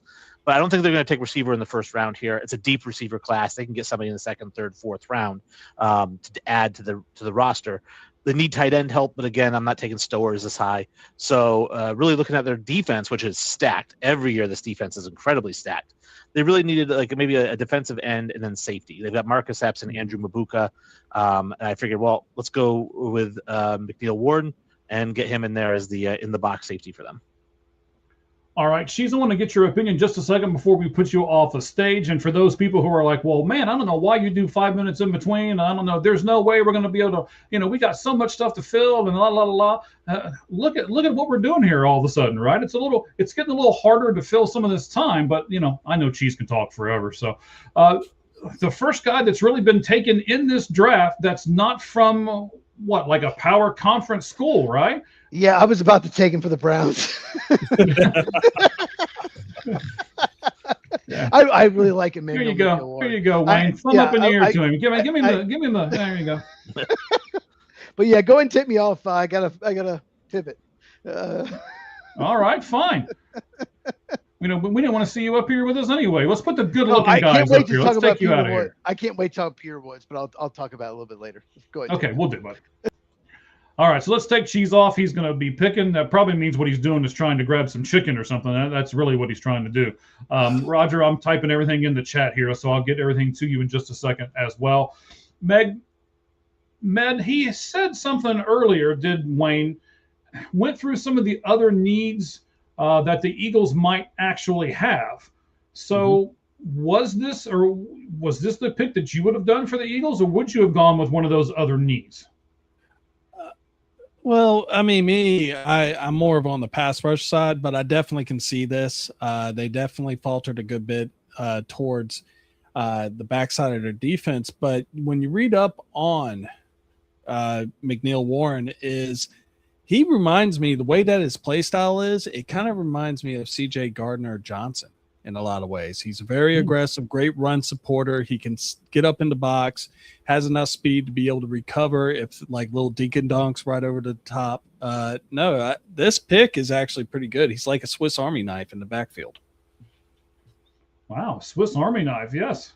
So there's some guys in this draft, Wayne. I'll take this back to you since you made this pick. There's some guys in this draft who are really, really good at one particular thing. Like, we especially like pass rush, stuff like that, right? So he may not be in there on a rundown, but he's a great pass rusher. You pull him in on those type of downs and you just let him eat. And then there's some people like, Emmanuel McNeil-Warren, who you just picked, who seems to be that Swiss Army knife and is not great at anything, but is, above average at 4 or 5 different things. Which guy do you like, Wayne? The guy that's really good at one thing, or the guy that's above average at 4 or 5 different things? Well, the old adage, right, is jack of all trades, master of none, right? And so Sure. it's which do you really prefer? Obviously, it depends on what you're looking for. I mean, first of all, I think he actually is really good at run defense. He's a phenomenal run defender. So I think that's really his strength. But when you say Swiss Army knife, I mean, you can put him at linebacker, you can put him at safety, you can put him in a lot of different spots, nickel. Not so much that he does a lot of things average. But as far as me personally, I guess when I'm drafting, especially in the first round, I would rather have a guy who excels at one thing than a guy who's good at lots of things, because I can teach him those other things, right? If he's elite at pass rushing, I can teach him how to stuff the run. If he's elite at stuffing the run, I can teach him how to pass rush, right? Okay. I don't want a guy who, usually those guys who are average at everything, they have a high floor, really low ceiling. The guys who are elite at one thing have an incredibly high ceiling, right, but a low floor. But that's what you do in the first round, is you take those guys. Right. So it's like a shortstop in baseball, right? Same concept. I guess, or any sport. I mean, in the NBA, it's like drafting a kid out of high school, right? If he can score the ball, you're like, well, he's 18 years old. I can teach him all the other stuff, So versus if you draft a guy who's a senior from Duke, yeah, he probably does everything good, but he's never going to be more than the seventh guy off your bench. All right. I like it. Cheese has made the pick. Got it right here in front of me as well. So I'll just give you this. That pick goes to the Cleveland Browns at number 24. And the pick that Cheese has made for them, offensive tackle, again, another sophomore, another guy from Utah, 6'6", 308, Caleb Lomu. Cheese. Wait a minute, I'm not looking at the screen. Hang on. I'm sorry. Terrible host. I got to put you back up here. Let me see here. Who we taking off? Med. Oh, Med gets the pick for his Bears next. I can't wait for this pick. So let's take Med off the screen real quick. Let's put Cheese back on the screen. There we go. I was going to say, got to bring me back on. I know. It's, I don't know, man. I've got like 4 or 5 different things going on over here, okay? I can't be great at everything. I'm kind of, I'm not the Swiss Army knife that Emmanuel McNeil Warren is, okay? I'm only good at 1, maybe 2 things at the most, but I know you're great at all of this stuff, man. You do all this draft analogy and everything else. So why, sir, did you pick, is it Lomu? Lomu, Caleb Lomu. Yeah, I wanted Emmanuel McNeil Warren. Really wanted him for Cleveland, but great pick for the Eagles. Love that. This is not necessarily what I do. This is a projection. This is an Andrew Berry type pick. I really like Lomu. I don't love Lomu. He has a ton of talent. He moves well. He's fluid. He looks like a franchise left tackle. I love his athleticism. He has 2 humongous flaws. His play strength sucks. He gets bullied and pushed back.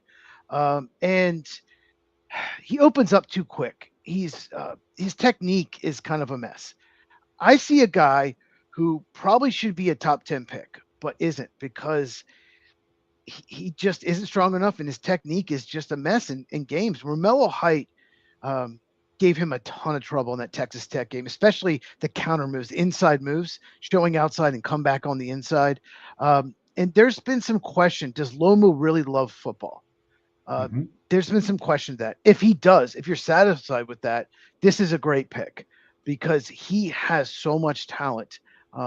He has the length, athleticism. He has everything you're looking for in a franchise left tackle, but he just has, a couple flaws that are fixable. Don't get me wrong. They're very fixable. I just don't know how much he loves football, but someone's going to take a chance on him. All right. So Wayne, I was looking at the next pick. I almost gave it away. That'd have been awful. So Utah out here on the West Coast. Wayne, you're over on the East Coast. When you're doing all of these draft things and you're analyzing everybody, how difficult is it for you to get information on people that's on the opposite coast that you are? Well, I think with the advent of YouTube, it's become a lot easier to watch videos of guys no matter where you are. So it's like, yes, obviously you can't watch the games live, or you could, but I mean, you have to stay up late. Some of these games start at 10:30, 11 o'clock East Coast time. Mhm. But the next day, you can go watch the all 22s or something like that, and watch game film on a guy. So it's not that difficult to come across the game film. So I'd say you get a good idea. I wanted to ask Cheese the question actually. Sure. His thoughts on, obviously, like, I love DeJuan Jones at left tackle because he's massive and I just love him there. How hard do you think it is? Because all the time, like when we do these things, people say, "Oh, you could draft a left tackle, just move him to right tackle." Is it really that easy? Like if this guy played left tackle his entire life and you put him at right tackle in the NFL, the pros, how difficult is that, or is it as easy as we think it is? Because tackle's a tackle. It works for some and others it doesn't. Like it was easy for Joe Alt, no problem. Easy for Penei Sewell, but those are like freaks. But I don't necessarily love DeJuan Jones. I think he's going to be the starter next year, no matter what. That's what I was thinking. Like Lomu may need some time to fix his technique. DeJuan Jones could be the starter this year. He could take over next year. Interesting. Yeah, DeJuan Jones. Yeah, I'm just curious why you like him so much. I don't know. To me, there are games where he really struggled last year. Certain guys I like for different reasons. Maybe it's because he's from Ohio State. I don't know, but I like the size. That's a great reason to love somebody. But I also I absolutely love one of my favorite draft prospects of all time is I believe it was I'm gonna get his name wrong now because it was several years ago. Wyatt from Ohio State, the guard, interior guard. Wyatt Teller. His dad was Wyatt Teller. Okay, his dad. No, not Wyatt Teller. It's not Wyatt Teller. But his dad played Alvin Mack in the program. Okay. Anyways, he was a guard, and I just loved him because his nickname was the Destroyer of Worlds. And I'm like, how do you not take that guy? Wyatt Davis? In the first round with that nickname. You're talking about Wyatt Davis, right? It might be Wyatt Davis. Yeah. His dad was the linebacker in the movie The Program. But I liked him a lot, and just so I don't know if it's an Ohio State thing, but I just like the way that those guys play. When DeJuan Jones was drafted, I think at the time they had the guy who's not there anymore, the top 10 pick who had issues there. Jedrick Willis? Yeah, Jedrick Wills. Yeah, he was there, so Jones wasn't going to play, or they're going to play him at right tackle. I'm like, I don't know, I really like him. You just get like a gut feeling like you just like people. I don't know. Well, Andrew Berry loves 21-year-old analytical, athletic guys that most likely will bust. So that's what I'm thinking when I draft for the Browns. I mean, I gave him a good pick in Colonel T. I need to get him a questionable, maybe, possible bust pick in Caleb Lomu.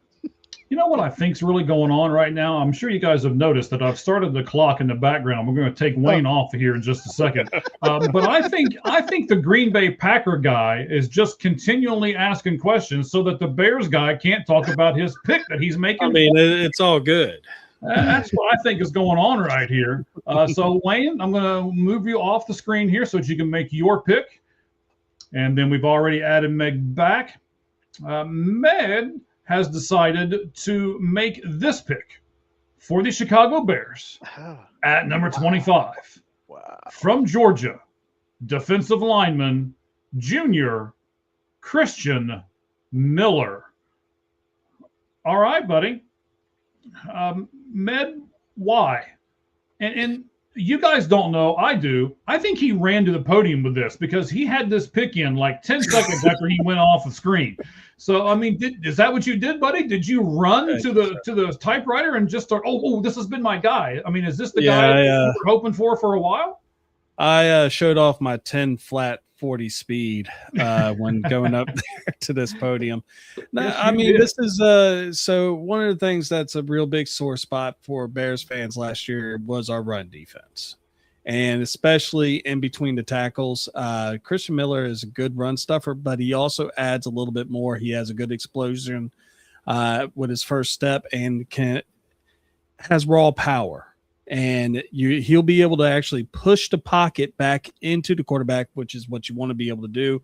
Mm-hmm. And with a lot of the other teams in the NFC North, Cheese knows this for a fact, that basically our guards of centers and everything, that is our strong point for the most part. They got Jordan Morgan right now. How's he going to do? Now he's probably going to be a disaster. Well, trust me, as a Bears fan, I understand that completely. It was a horrible pick. Cooper DeJean was on the board. It was a disaster. Yeah. But we have a terrible GM and a terrible head coach. So we give you they draft 3 picks of the same position.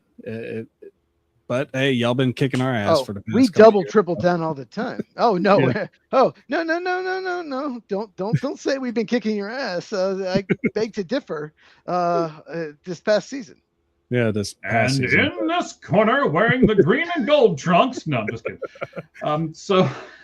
But no, it was between this or getting another edge rusher because Montez Sweat needs a Robin to his Batman. But I think that really starting off in the middle of the defense to try to stabilize the run defense, I think is a better option. I'll say this. The board sucked for the Bears. It sucked. I'm just looking at it. Christian Miller, yeah, you can't move him. He is so strong. You cannot move him. He is so stout at the point of attack. I really like him. Don't like him this high. Yes, he has pass rush upside. He seems like he's not like a typical Georgia guy. He seems like a high character guy. Like he seems like a good dude. Yeah. Yeah. and I just want to ask Med real quick. You have 20 seconds. Any thought to Caden Proctor maybe trying to get a left tackle? I actually could see it. The only thing about it, because I'm an Alabama fan too, and I watched it, is his lateral movement. It's not that great against speed rushers.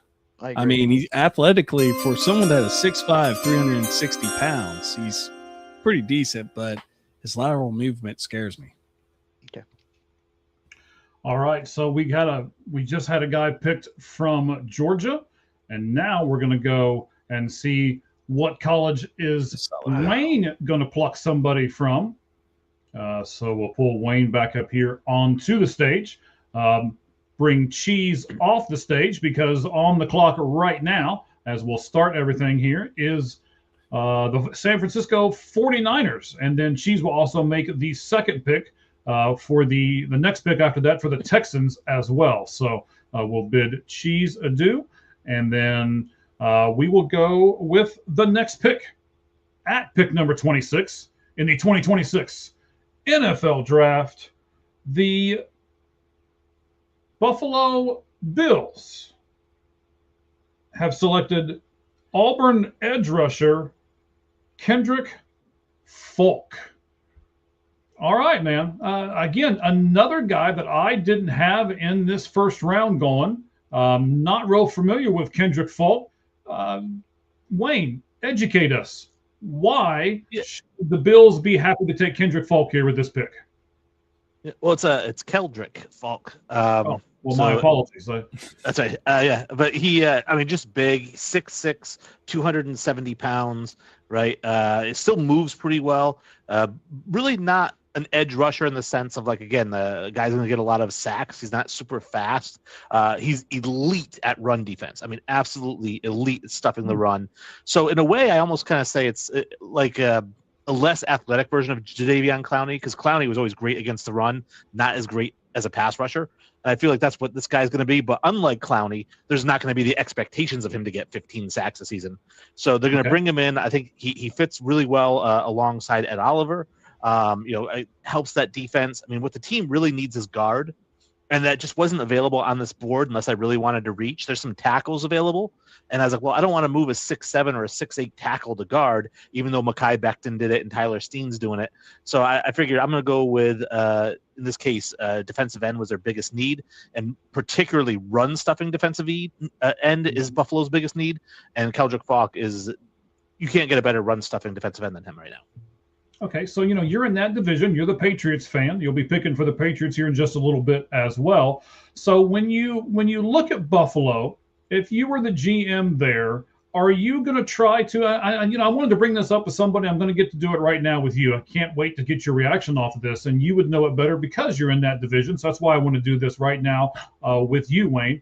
Do you pick a guy in this draft and say, okay, we're going to pick this guy because this is what the Patriots do, so we are going to counteract that with this guy? or this is what the Jets do. So we'll make sure we beat the Jets twice, or we'll make sure that we have a better team going up against the Patriots or something like that. Do you think some of these GMs do things just specific for the teams that are in their own division? I think there are GMs who do that. Like you mentioned within our division, the New York Jets, and that's why they haven't gotten out of the basement in 25 years, right? Because they try to plan about what other teams are going to do. You have to plan for what you do. Like, what do you do and what do you need? And then just do that. And you play to your strengths, not to your opponent's strengths or your opponent's weaknesses. Just do what you do well. And I think, again, you get teams like the Jets who draft terribly every year and sign free agents to ridiculous contracts every year. And that's why they're 4-13 every year. I don't think Buffalo is one bit concerned with what New England is doing. They might have been back in the Belichick days, right? Because Belichick liked to play head games with everybody. So there might have been I want to outsmart Belichick, right? But now with Vrabel there, nobody's thinking that. That now the Bills, I think, are just thinking, let's just draft what makes sense for us. Okay. So, Matt, I want to turn this over to your Bears, who is, background of you. I know you're a huge Bears guy. So when you're looking at this, do you think there's someone that the Bears might take that they may reach for with that pick that you just went earlier on, just based upon a need within their division? Do they look and they say, we have to beat Green Bay every year? Is this a Michigan, Ohio State thing where we've got to beat this team every year and therefore we're going to pick this person? Not at this moment. I mean, right now, I think what the Bears are looking at is they are basically putting in players in position to do good right now and then rebuilding behind them. You look at Joe Toney, who is 33 years old. He's about to ride off in the sunset. So they're going to probably look at like possibly getting a guard type player that can actually fill in after him once he is gone. Tackle has always been a very key thing to actually look at too. If there is a player or what they want to look at, you look at probably what the Vikings have. I mean, they got arguably one of the better receiving cores with Addison and Jefferson. If anything, you want to make sure you have a good cornerback group. All right, let's pull Cheese back up on here real fast. We'll add him to the mix because he just added a pick to the San Francisco Giants. Or excuse me, not the San Francisco Giants, the 49ers is who he picked for. I'm looking at the wrong list over here. So he picked number 27 for the 49ers. Now, ladies and gentlemen, I know I'm going to give you some inside stuff here real quick. I'm going to take you into our private chat that we've got going on over here. As Cheese says, the 49ers always take defensive line or wide receiver. And I don't know how he meant it because it was on a type, but I took it as if he's saying, almost like the stupid 49ers take these guys simply every year. And then he turns around and makes this pick for the San Francisco 49ers. Just look at all their first-round picks. They always take defensive line or wide receivers. So I just continue the trend. Incorrect.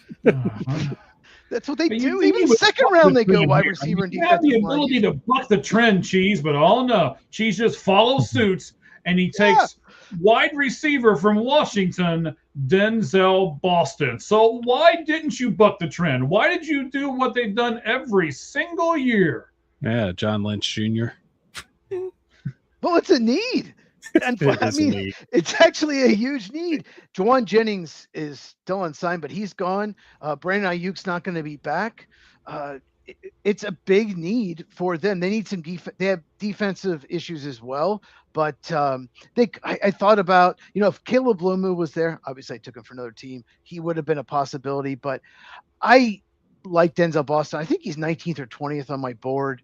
He runs better routes than a lot of bigger receivers. He's like 6'4", 210. Those kind of receivers typically aren't great route runners. He's a little better than you probably think. And I've said this on my channel about him because I've talked about him a lot. He's not as good as Drake London, but he's better than Michael Pittman. He's somewhere in between. And that player is worth going in the 20s. He is going to be a red zone weapon. He's great at contested catches. He has incredible hands. So it's just a really good fit for the 49ers. Okay, so I'm going to pull you off stage, Cheese, but I want you to know I'm going to ask this of you when you come back on the next time. I want a receiver comp for Boston from you, and then whoever else you're going to choose, I want a current comp for that guy too. All right. I just said in between Drake London and Michael Pittman. I said somewhere in between. I just gave you a comp. You know what? I'm just where's the remove off screen button? Where is that? Oh, look, there it is. Okay, so all right, gentlemen, I'm going to ask both of you the same question here because I couldn't wait for somebody to pick Boston. I was hoping somebody would because I have a question already prepared for you.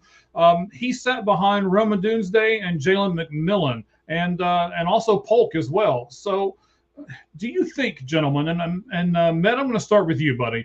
Do you think it's good to sit behind some other receivers and maybe not get extensive playing time and learn from them? Or do you think it's better to come to a college program and play all 4 years and be the number one guy for like at least 3 of those 4 years? Yes, it's always good to sit behind other players and actually learn parts of their game, and then you could take those parts and bring it to your own. I used to coach middle school football, and that's one of the things I used to always tell my players, hey, you know, if you want to be really good at something, for instance, pass rushing, you know, study like Bruce Smith or something like that, and take parts of his game, make it your own.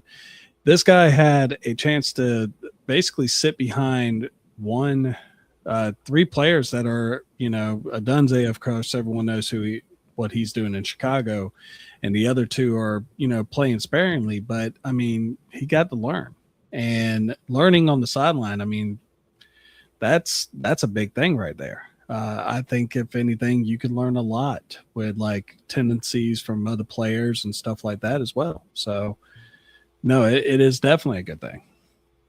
All right, so we got 5 picks left: Texans, Chiefs, Dolphins, Patriots, and Seahawks. But Wayne, I'm going to ask you the exact same question because I love getting these responses from people. Do you like a guy when you're picking him that's set behind a couple people and can learn that? Or would you rather have a guy that goes to college, is the number one guy for 4 years, and is almost forced to learn by doing? Well, it's not so much a matter of experience that I prefer. It's the fact that if a guy goes and starts right away, he's probably more talented than somebody who doesn't start right away. I mean, at the end of the day, you know, Jeremiah Smith was not going to watch somebody else play the position at Ohio State or any college for that matter. No matter where he went, he was going to be the number one receiver from day one. Mm-hmm. So guys like Boston, who, you know, he's a nice receiver, he's fine, but like he's a guy who wasn't good enough to catch 60, 70 balls as a freshman, which means that he needed time to develop physically. He needed time to develop. And the problem with that, too, is when players talk about going from college to the pros, they say, what's the biggest adjustment? Is it how fast the game is? No. The game is just as fast in the pros as it is in college, pretty much, right? The biggest adjustment is the film study, and just knowing your opponent, nonstop film study. And in college, you don't have to do that. In college, you can just show up and catch 10 balls without ever watching any film on your opponent, just based on athleticism. If you have to sit behind somebody and watch them play, and if you have to sit in the film room and watch 10 hours of film to be ready to produce, I almost don't want you at the next level because I feel like you've already hit your ceiling. Like you've had to work to hit your ceiling in college. Okay. You know, like I said, I love to get these answers from you guys, and I think it's fantastic. Let me, we got a few seconds here before everything's going to go off. Let me do this and put this back up here. We want to thank Forward Fan for being one of our sponsors. You can take your phone and you can shoot this right here. In fact, any of you guys that are with us right now can do it. So this is a $100 credit to forwardfan.com. It allows you to go on there and get a great ticket for a great price right now. Lock in that price, and then if your team happens to make it, then guess what you've got? You've got a cheap ticket to a fantastic experience, and you can do that through forwardfan.com. All right, so I know it's coming. Cheese has already made his pick. I'm going to go ahead and pull Cheese up here a few seconds early, and I'm going to do that for a very specific reason, because I know I'm going to butcher this name as well, and I'm just going to have Cheese make the pick. So Cheese, with the 28th pick, who do the Texans, no, I'm not saying it, who do the Texans take right now? The Houston Texans select Max Ihenacher, offensive tackle, Arizona State. It sounds like things we use in prison to, knee knockers, but it's Ian Notcher. Is that what it is? Ian Archer, yes. Yeah. He is from Nigeria. Okay. For those of you who don't know what knee knockers are, yeah, Google that, young crunks. And I don't know what that is. I never heard. Yeah, go ahead. Go ahead, Google that and see what happens. I'm sure there's some great videos of people using them on people. Yeah. And yeah. Mm-hmm. Yeah. Anyway. Mm-hmm. Yes. Yeah. So what was why? World War II? What was World War II like? Hey, calm down over there, buddy. And by the way, World War II was okay, except there were some casualties. Okay. So, Cheese, I like this guy because he's from my neck of the woods, Arizona State. I've seen him a lot. I think he's a really good fit for a lot of different teams. Do you agree that he's a good fit for a lot of different teams, or do you see him fitting specific teams, and that's why you chose him here for the Houston Texans? I think he should go so much higher than this. I love Max Ian Archer. He's my number one tackle in this class. I have waited very patiently to draft him.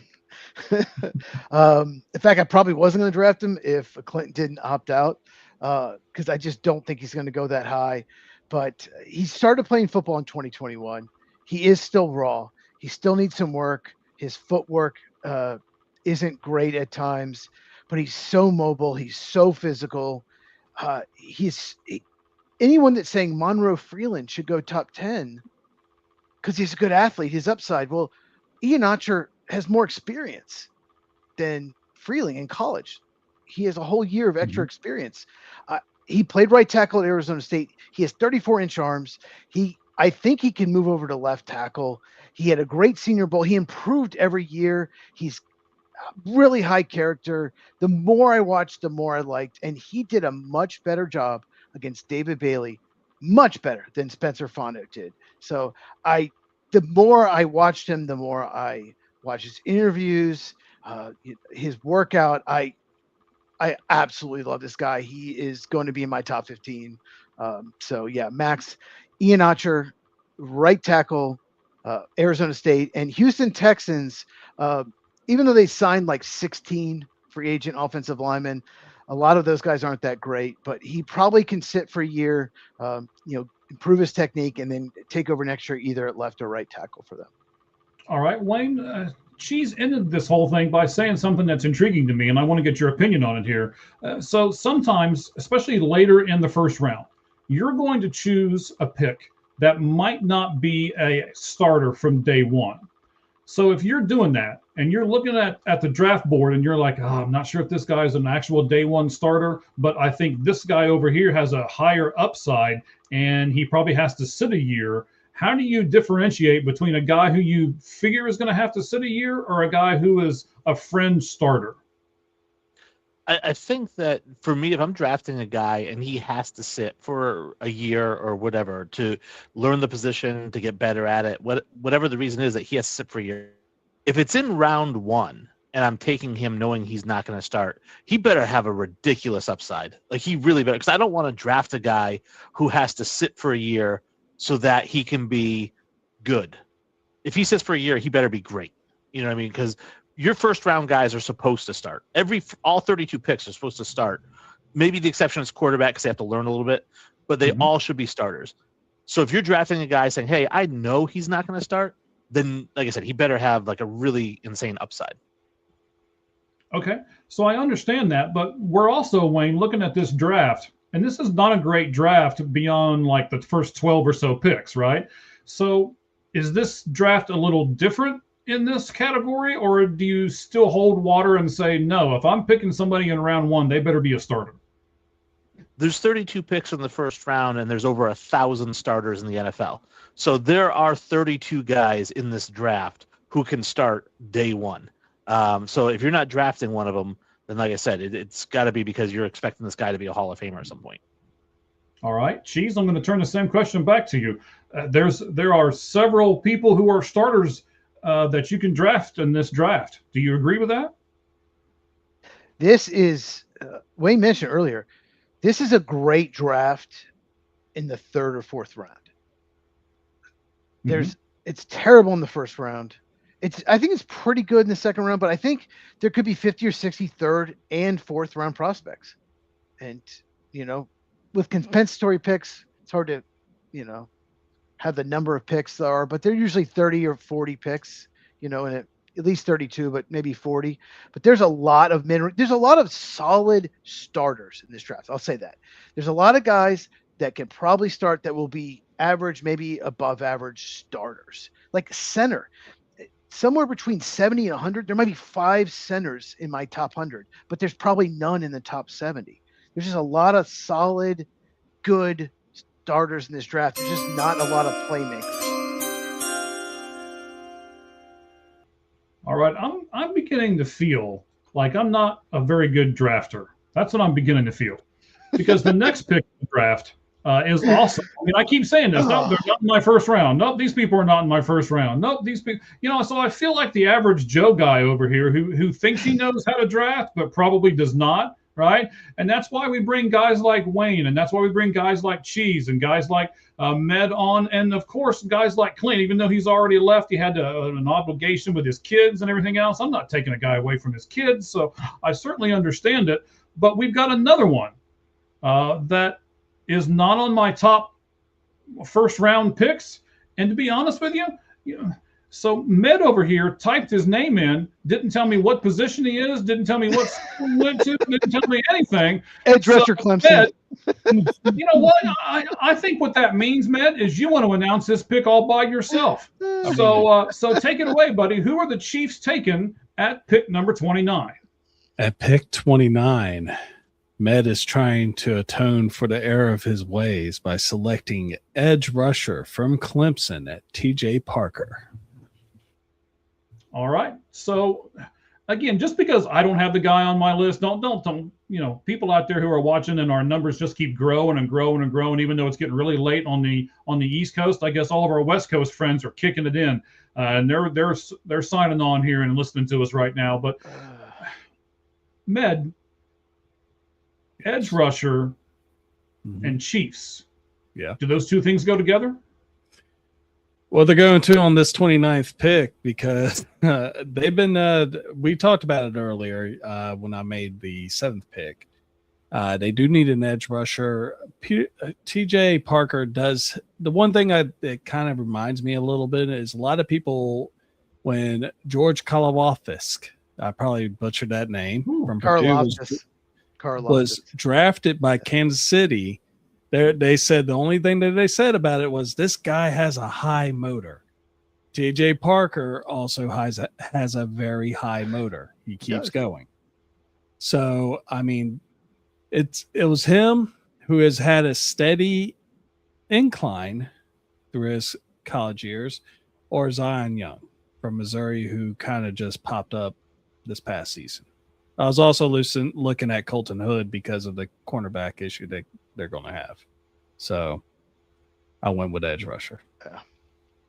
Okay. So where's TJ Parker from, Matt? Clemson. Clemson. So ACC. Cheese, I'm going to ask you this. We have said before on our show, the ACC was down this year, yet I think this is like the third person from Clemson that I've seen taken in this mock draft so far. Is Clemson the only decent team there, or when we say they had a down year, does that mean they just don't? They're still going to get picks. What does that mean when ACC has a down year, Cheese? I love you, Mad. Love you to death, but you're not probably going to like what I have to say here. Go for it. I was expecting it. Peter Woods has really short arms. He has amazing as a freshman. He was decent as a sophomore. He was terrible last year. He's not in my top 50. I wouldn't touch Peter Woods. I've never seen a player be that amazing as a freshman and be that terrible as a junior. TJ Parker had 11 pressures his entire season last year for Clemson. 11, not sacks, pressures. He's got a good motor. He got way worse. I don't know what happened to Clemson. I blame Clemson. Talent is there. Peter Woods was projected to be a top 10 pick going in the season. TJ Parker projected to be a first round pick. You cannot draft a guy with 11 pressures high. Maybe someone will. I don't know, because he has talent. He should be a good edge rusher. He should be a good run defender. He has all the ability to be good. 11 pressures the entire season. Oh my God, he's horrible. Clemson did not develop anyone. Maybe Blake Miller, who somehow I think is still available, but Colton Oh, Hood. You great. mentioned Give us another ACC got a draft. That's great. Yeah, no, but Colton Hood would be my pick here. I think. Yeah, I think they really need a corner. He really fits Steve Spagnuolo. He can play man and zone, and Colton Hood can do that. So that's what I would have gone. But there is a problem with Clemson, a huge, huge problem. Since Dexter Lawrence, who is now 20 years old, every single defensive lineman drafted by them has been a bust in Miles the NFL. Murphy too. Miles Murphy, that's a great. Cleveland Farrell. Yep. Every single one. And I just do not like DJ Parker or Peter Woods at all. But someone will draft them because of the talent. But no, I actually, for the Chiefs, I like the Francis Milano pick better. So, Matt, I'm going to go back to you for a second. You said the term first. You said, oh, he's got a good motor. All right. Mm-hmm. Does he have a good 4-cylinder motor that just keeps on, I mean, does he have a 350? I mean, a 454? What kind of good motor does he have underneath there? Probably a V6, Okay. something that's in the So middle. good on gas, but gives you some power, right? Yeah, a little bit of towing. Cheese, what do we mean when we say that a guy has a good motor? There was a play for TJ Parker where he ran 30 yards downfield to recover a fumble. That's what he means by good motor. That dude was like, I'm getting that ball. All right. There was some play. I can't remember who they played. I can't think. But he is like, I'm getting that ball, and he did. So that's what he means by motor. Effort. He has effort. That's not the problem. I think the problem is Clemson. Something is wrong with that program. No, I could agree with that. As someone that is in South Carolina that watches both South Carolina and Clemson duke it out,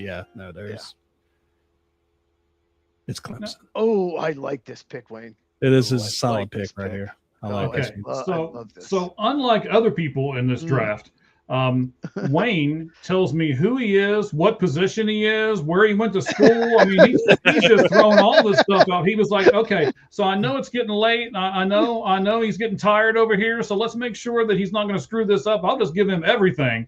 So I appreciate you doing that for me, Wayne.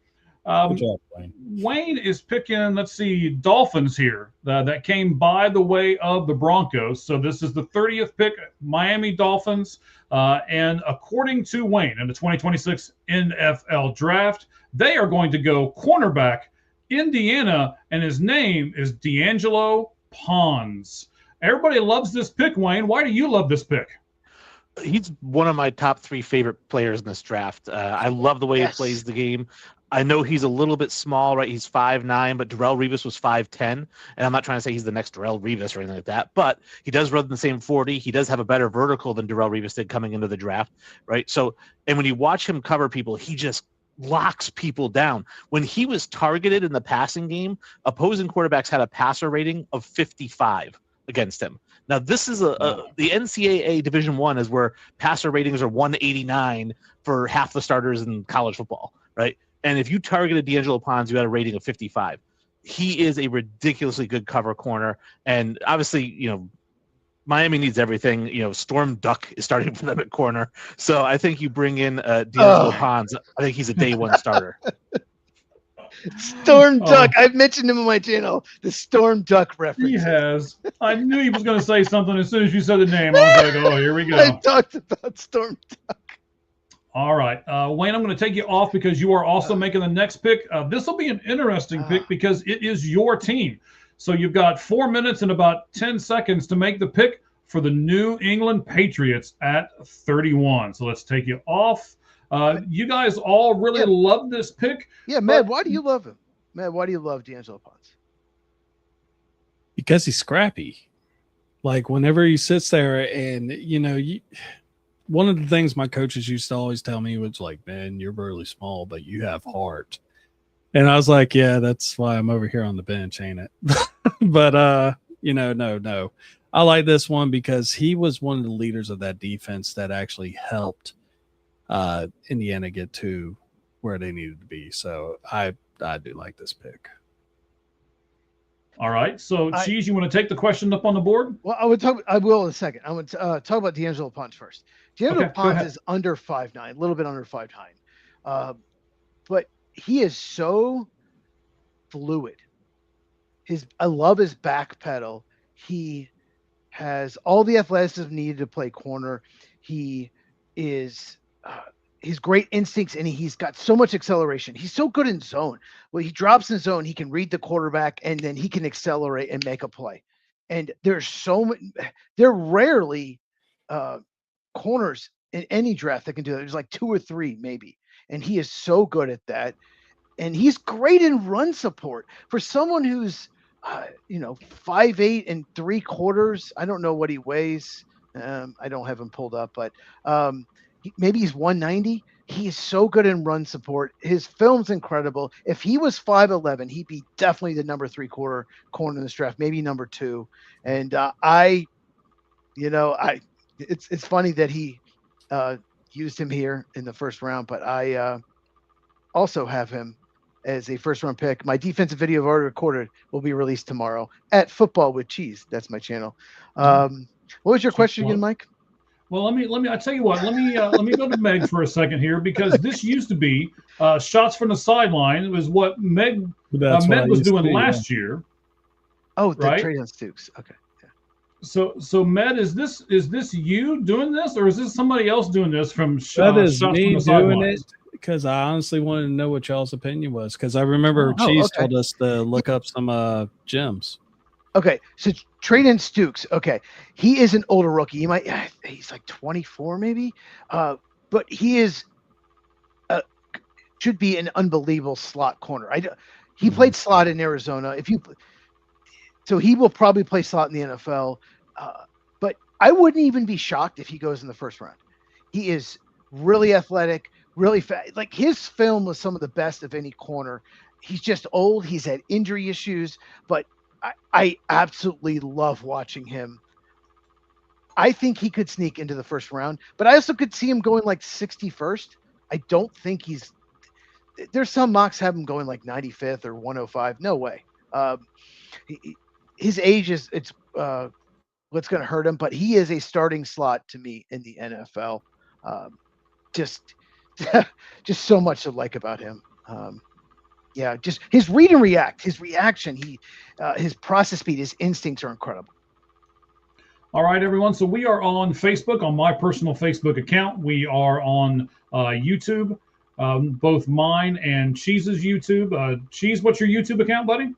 It's at Football with Cheese, Cheese spelled Chez, and I'm on X at Football Cheese, basically without the with. Okay. So the YouTube for us is All Gloves Off Sports Media, all the way spelled out. We do have a Twitch account that this is being broadcast on right at the moment. We have both our X's. Cheese already gave you his X. Ours is All Gloves Off SM. And Meg, well, we got a few seconds here. We'll wait till the chimes go off, but I want you to plug your stuff for us as well here. So chimes and then you. You can find me on Twitter at Nerdcadia Stands and on YouTube at Nerdcadia1. All right, we are going to put Wayne back up here. We are going to take Cheese off because the last pick in this year's draft goes to the Seattle Seahawks, and Cheese will be making that pick. So he comes off here. Wayne, before I make your announce the pick that you've done for us here, buddy, give us your social medias and tell us where you are. I know, man, you are a big deal here at this spot now, right?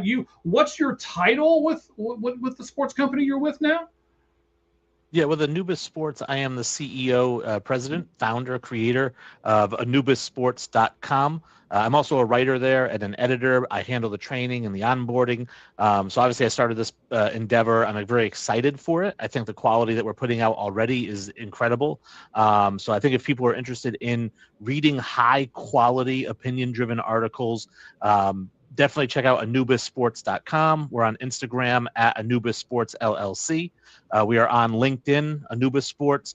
We post all of our articles there. But again, you can just go to AnubisSports.com and get all of our articles. It's a great, easy to use website, so you can navigate it quickly to whatever sport is your favorite. All right, so Forward Fan, I appreciate you guys. They have come on, they have reposted everything for us. So maybe that's why our numbers just keep going up and up and up, because people are joining us, they're reposting it. So everybody is liking what we're doing here. We are close to the end, a little over 3.5 hours in, and I appreciate both of you, because I'm on the West Coast. It's not near as late for me as it is for either one of you. So thank you guys very much for being on here with us. All right, Wayne, I don't think I've let you do it, so I'm going to let you do it now, because it's your team. Tell me, sir, who you have chosen. You are standing at the podium. You, sir, are a very proud fan of the New England Patriots, and you're going to be able to make a pick, sir. So who did you choose for the New England Patriots at number 31? All right, and you can hear me okay? I can't hear you okay. Yes, I was a little worried. I saw you moving stuff, and I was like, well, oh, no, I'm putting him on the spot. I'm not going to be able to hear him. But, yes, sir, we can hear you just fine. All right, perfect. Yeah, my headset died, so I had to switch over to the camera microphone. That's what happens when you're online for over 3.5 hours, right? Yeah. But, yeah, the New England Patriots, pick number 31. We went with Caden Proctor, tackle out of Alabama. In the same way that Sonny Styles was a complete lottery win for the Cowboys, if Caden Proctor is still on the board at 31, this is a huge win for the Patriots. Like I said, I think they're trading out, but they do need help on the offensive line. They do need help at tackle. Right now, their starting tackle is Morgan Moses at right tackle going into the season. Will Campbell's at left tackle. Vrabel said he's not moving from left. He's not going to move him to the right side. But Caden Proctor could force that issue because he's 6'8", 360 pounds. He's an absolute monster who manhandles people. I think whether you put him on the right or the left, immediately this is an upgrade at the offensive line position with him and Campbell. You can move Moses in potentially to guard, or you can just stick with Nwinu and Elijah Vera Tucker, who's a great pick. So I really like this pick here. I wasn't planning on taking a tackle, but when I saw Proctor was still there, there's no way I could pass it up. And, like you're saying, this is one of those times to where this is the way the draft fell. You're not expected to take this guy. He's pretty high on your board, and you're like, I can't believe he's still here. But you have to take this guy, right? 100%. All right. I like the pick. I think this could, and I also want to talk to you here for a second about forcing the issue with Campbell. Do you think that Mike Vrabel is just being stubborn here? Do you think Mike Vrabel just feels as though he needs to have Campbell's back here? Why is he doubling down almost? And we're not real sure about how Campbell's going to be at his position, yet Vrabel's saying we're not moving him. I think if you know Mike Vrabel as a head coach, this is exactly what he's done in the past. He's a player's coach. After every single game, he stands out there and high fives people, pats him on the rear end, pats him on the helmet. Every single player gets in the locker room before he goes in. He's the guy who stands up for his guys. His guys know that. So I think Will Campbell got absolutely torched in the Super Bowl. He was playing on a bad knee, they were saying. He had to have that checked out. That may have been an excuse. But I think that Vrabel just kind of came out and said, listen, this is a really good kid. He played like an all-pro, almost all season long. And then we got to the playoffs and he struggled because he was hurt. We have no interest in moving him to a different position. I think that that's fair, but I also think that Mike Vrabel, when he says that, isn't thinking Caden Proctor is going to be available at 31. Okay, so then this could change everything. But again, you've got to make this pick, so I completely understand it. Med, I want you to give me a little bit of a different perspective because I know you're an Alabama guy, and here we go. The Patriots are taking a tackle out of Alabama. Tell us some things about Proctor that we might not know. Well, for his size, he moves really well. One of the things that DeBoer was doing with him, he was actually putting him in for a lot of gadget plays. You wouldn't think that a 6'8", 6'6", guy that was 360 pounds would catch a screen pass, but lo and behold, he did last year. But no, this is the perfect situation, like Wayne kind of said about is. The offensive line got beat up during the Super Bowl, and no one's going to really push this guy around. And besides his power and everything like that, he is a good team guy. So no, this is perfect for him. All right, we're going to put Cheese back up on the board. This is the final pick of the first round of the 2026 NFL Draft. It belongs to the Seattle Seahawks, and Cheese has chosen for them Malachi Lawrence, edge from Central Florida. Cheese, you're taking a guy from Central Florida. How good does this guy have to be in order for you to choose people that are out there still that are from Alabama and Auburn and, I don't know, maybe Clemson or something like that, right? You're taking a guy from Central Florida. Why would anyone take anyone from Auburn or Clemson in this draft? To answer your question, I love Malachi Lawrence. He is so explosive. His first step is incredible. He had such an amazing breakout year. His change of direction, his counter moves, and he's got really good length. He has all the tools to be an elite rusher in the NFL. He still needs some work, no doubt about it, but you cannot coach what he has. And, never going to be a great run defender, probably designated pass rusher only, but at 32, and Seattle Seahawks, they love pass rush depth. They lost Bowie Mafe. So this is kind of a luxury pick for them, but why not? I think Malachi Lawrence might even go higher than this, but I just, when I made my other picks, couldn't find a spot for him. All right. There we go. Okay. I was trying to get us a little larger for all of you guys, so that we can make sure that I know you guys have typed in your handles and everything else there below. So I want to make sure that everybody gets everything. So I'm going to just kind of go around for a moment. I want you to start off by giving me just give me your socials real quick, and then tell me your opinion on Malachi Lawrence here at 32 for Seattle. Wayne, we'll start with you. Yeah, so like I was saying earlier that, Anubis Sports LLC on Instagram and just Anubis Sports, if you search for it on Facebook and LinkedIn, we're on there. Not on Twitter anymore, or quote-unquote X, because we got booted for, I guess, inauthentic behavior or something, and then there's like 27 things that could be, and they wouldn't specify it, and they deny my appeal, so F Twitter. But everywhere else, you can see me, or you can the website, anubissports.com. The Malachi Lawrence pick, initially I thought, wow, where is he on my draft board here that I have next to me? He was 54th, and so I was like, all right, well, there's still other guys on the board. Like in particular, one that stood out to me was where's he here? Zion Young. Like I like Zion Young a lot. So I was like, oh, I was surprised that he kind of went above there. But again, it's the 32nd pick. You just won the Super Bowl. Like you can do whatever you want. You know what I mean? You don't really have a ton of holes. Maybe back because you lost Kenneth Walker, so maybe, there, but again, you're not taking a running back at 32. There's nobody on the board that's worth taking there. Just take whoever you feel like. And if anyone says, hey, I don't like that pick, just hit him in the face with the Lombardi trophy. I like that. I like that. Don't throw it from one ship to another, right? Or one boat to another. Don't be doing that. But you can hit him in the face with it. This was a cheese play. I have him in my top 30, and I just really like him. And they lost Bowie Mafe. I'm like, why not? Let's get Malachi Lawrence in there.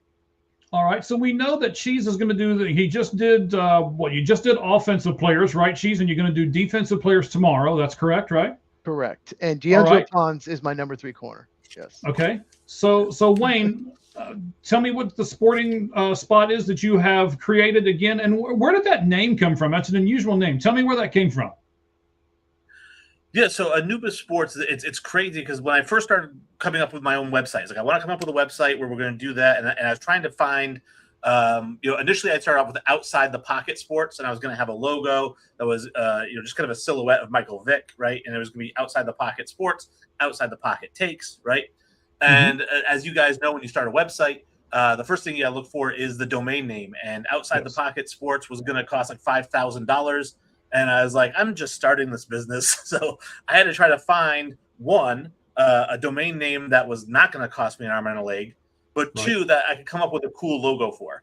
And Anubis is my favorite deity of all time. Mainly because there's nothing cooler than a ripped dude with a jackal head. Like that's just awesome. And so I thought, well, that's going to be my logo. And then AnubisSports.com. That's just kind of grew from there. Okay, that's fantastic. I really like that. I wasn't sure what Anubis was and what it meant, and I wondered if there was other people who were thinking the same thing. So I wanted to give you a few seconds to explain. Med knew what it was. He was up there like, yeah, he knew exactly what it was. So Med, give us your social medias again real quick, sir, and then tell us what you think about this pick, Malachi Lawrence, edge from Central Florida to the Seattle Seahawks. You can find me on Wednesday nights at Fun Football Podcast with my buddy Isaac, who is also a Green Bay Packers fan. And for me, you can find me at Nerdcadia Stands on Twitter and Nerdcadia1 on YouTube. And as far as the Malachi Lawrence thing, I mean, I'm looking at the player comp right now. Boy Mafi is actually his player comp. So they basically just one went out the door, another one comes in.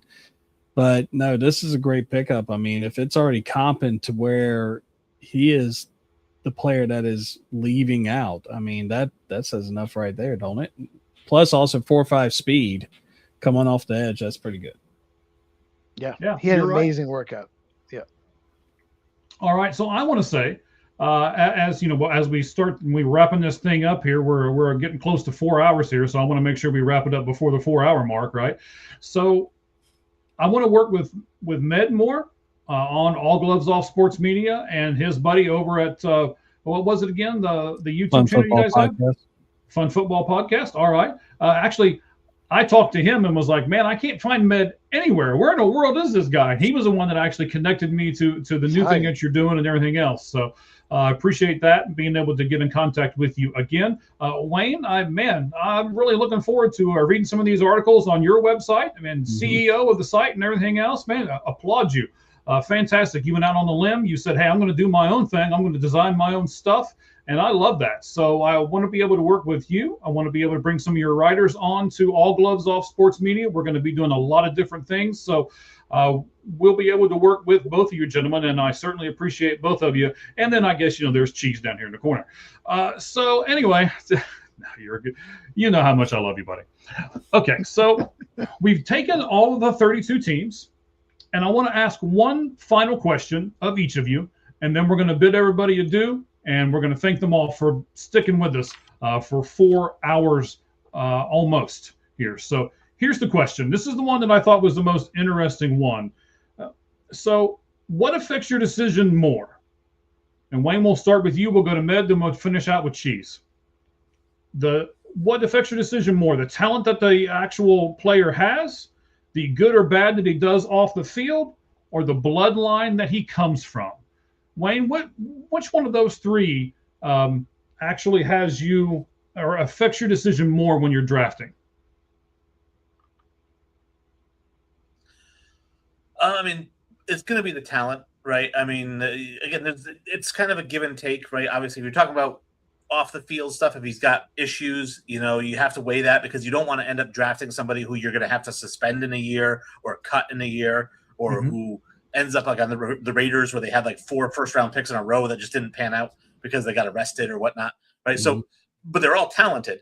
But I think number one is talent, because that's really what it boils down to in this league. It's a professional league. You have to have a certain level of talent, a certain level of ability to play in this league, because I don't care if you're the nicest guy in the world. Tim Tebow might be the nicest guy in the world when you think about it, right? He's so, never says a bad thing about anybody, never says a bad thing about his teammates, but the guy can't throw a football, right? So, I want him as my quarterback. I want him as my best friend. I just don't want him as my quarterback. So definitely talent's number one. Okay, I understand. So Med, I think I'm going to rephrase the question a little bit. Wayne has me rephrase the question here. So which one is number one? Which one's number two? And which one's number three? The talent, the good or bad on and off the field, or the bloodline which they come? Which one is 1, 2, and 3 for you, Med? Well, the bloodline doesn't really matter because you look at Michael Jordan's kids; they didn't do anything in basketball. So, but as far as talent is the biggest thing, but you want to be able to actually see what they could do on the field. You look at like Lawrence Phillips from way back in the day with the Rams. He was the greatest. He's coming out of Nebraska, was supposed to be the next biggest thing at running back, but he literally got suspended and arrested 3 times in his rookie year, and his career just Cyril got derailed after that. So it's a little bit of everything, but I do agree with Wayne. You gotta go with the talent. There's a difference between Travis Kelce and Noah Gray. There's a difference between Isaiah Likely and just another name out there. I can't think of one right now because it's midnight. So yeah, I get it. But all right, yeah. so oh come on, Ned. I appreciate your opinion. Do what? There you go. Yeah.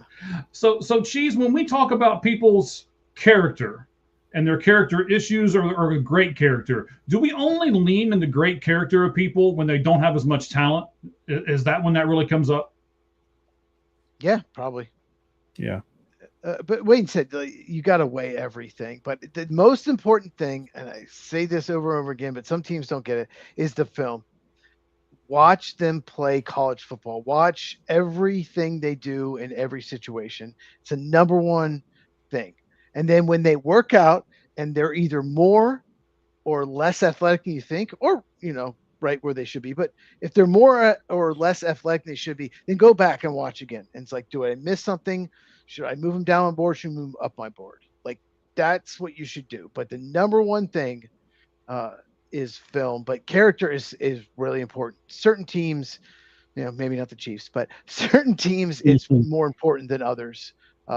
So you have to weigh all of that. And you mentioned bloodline.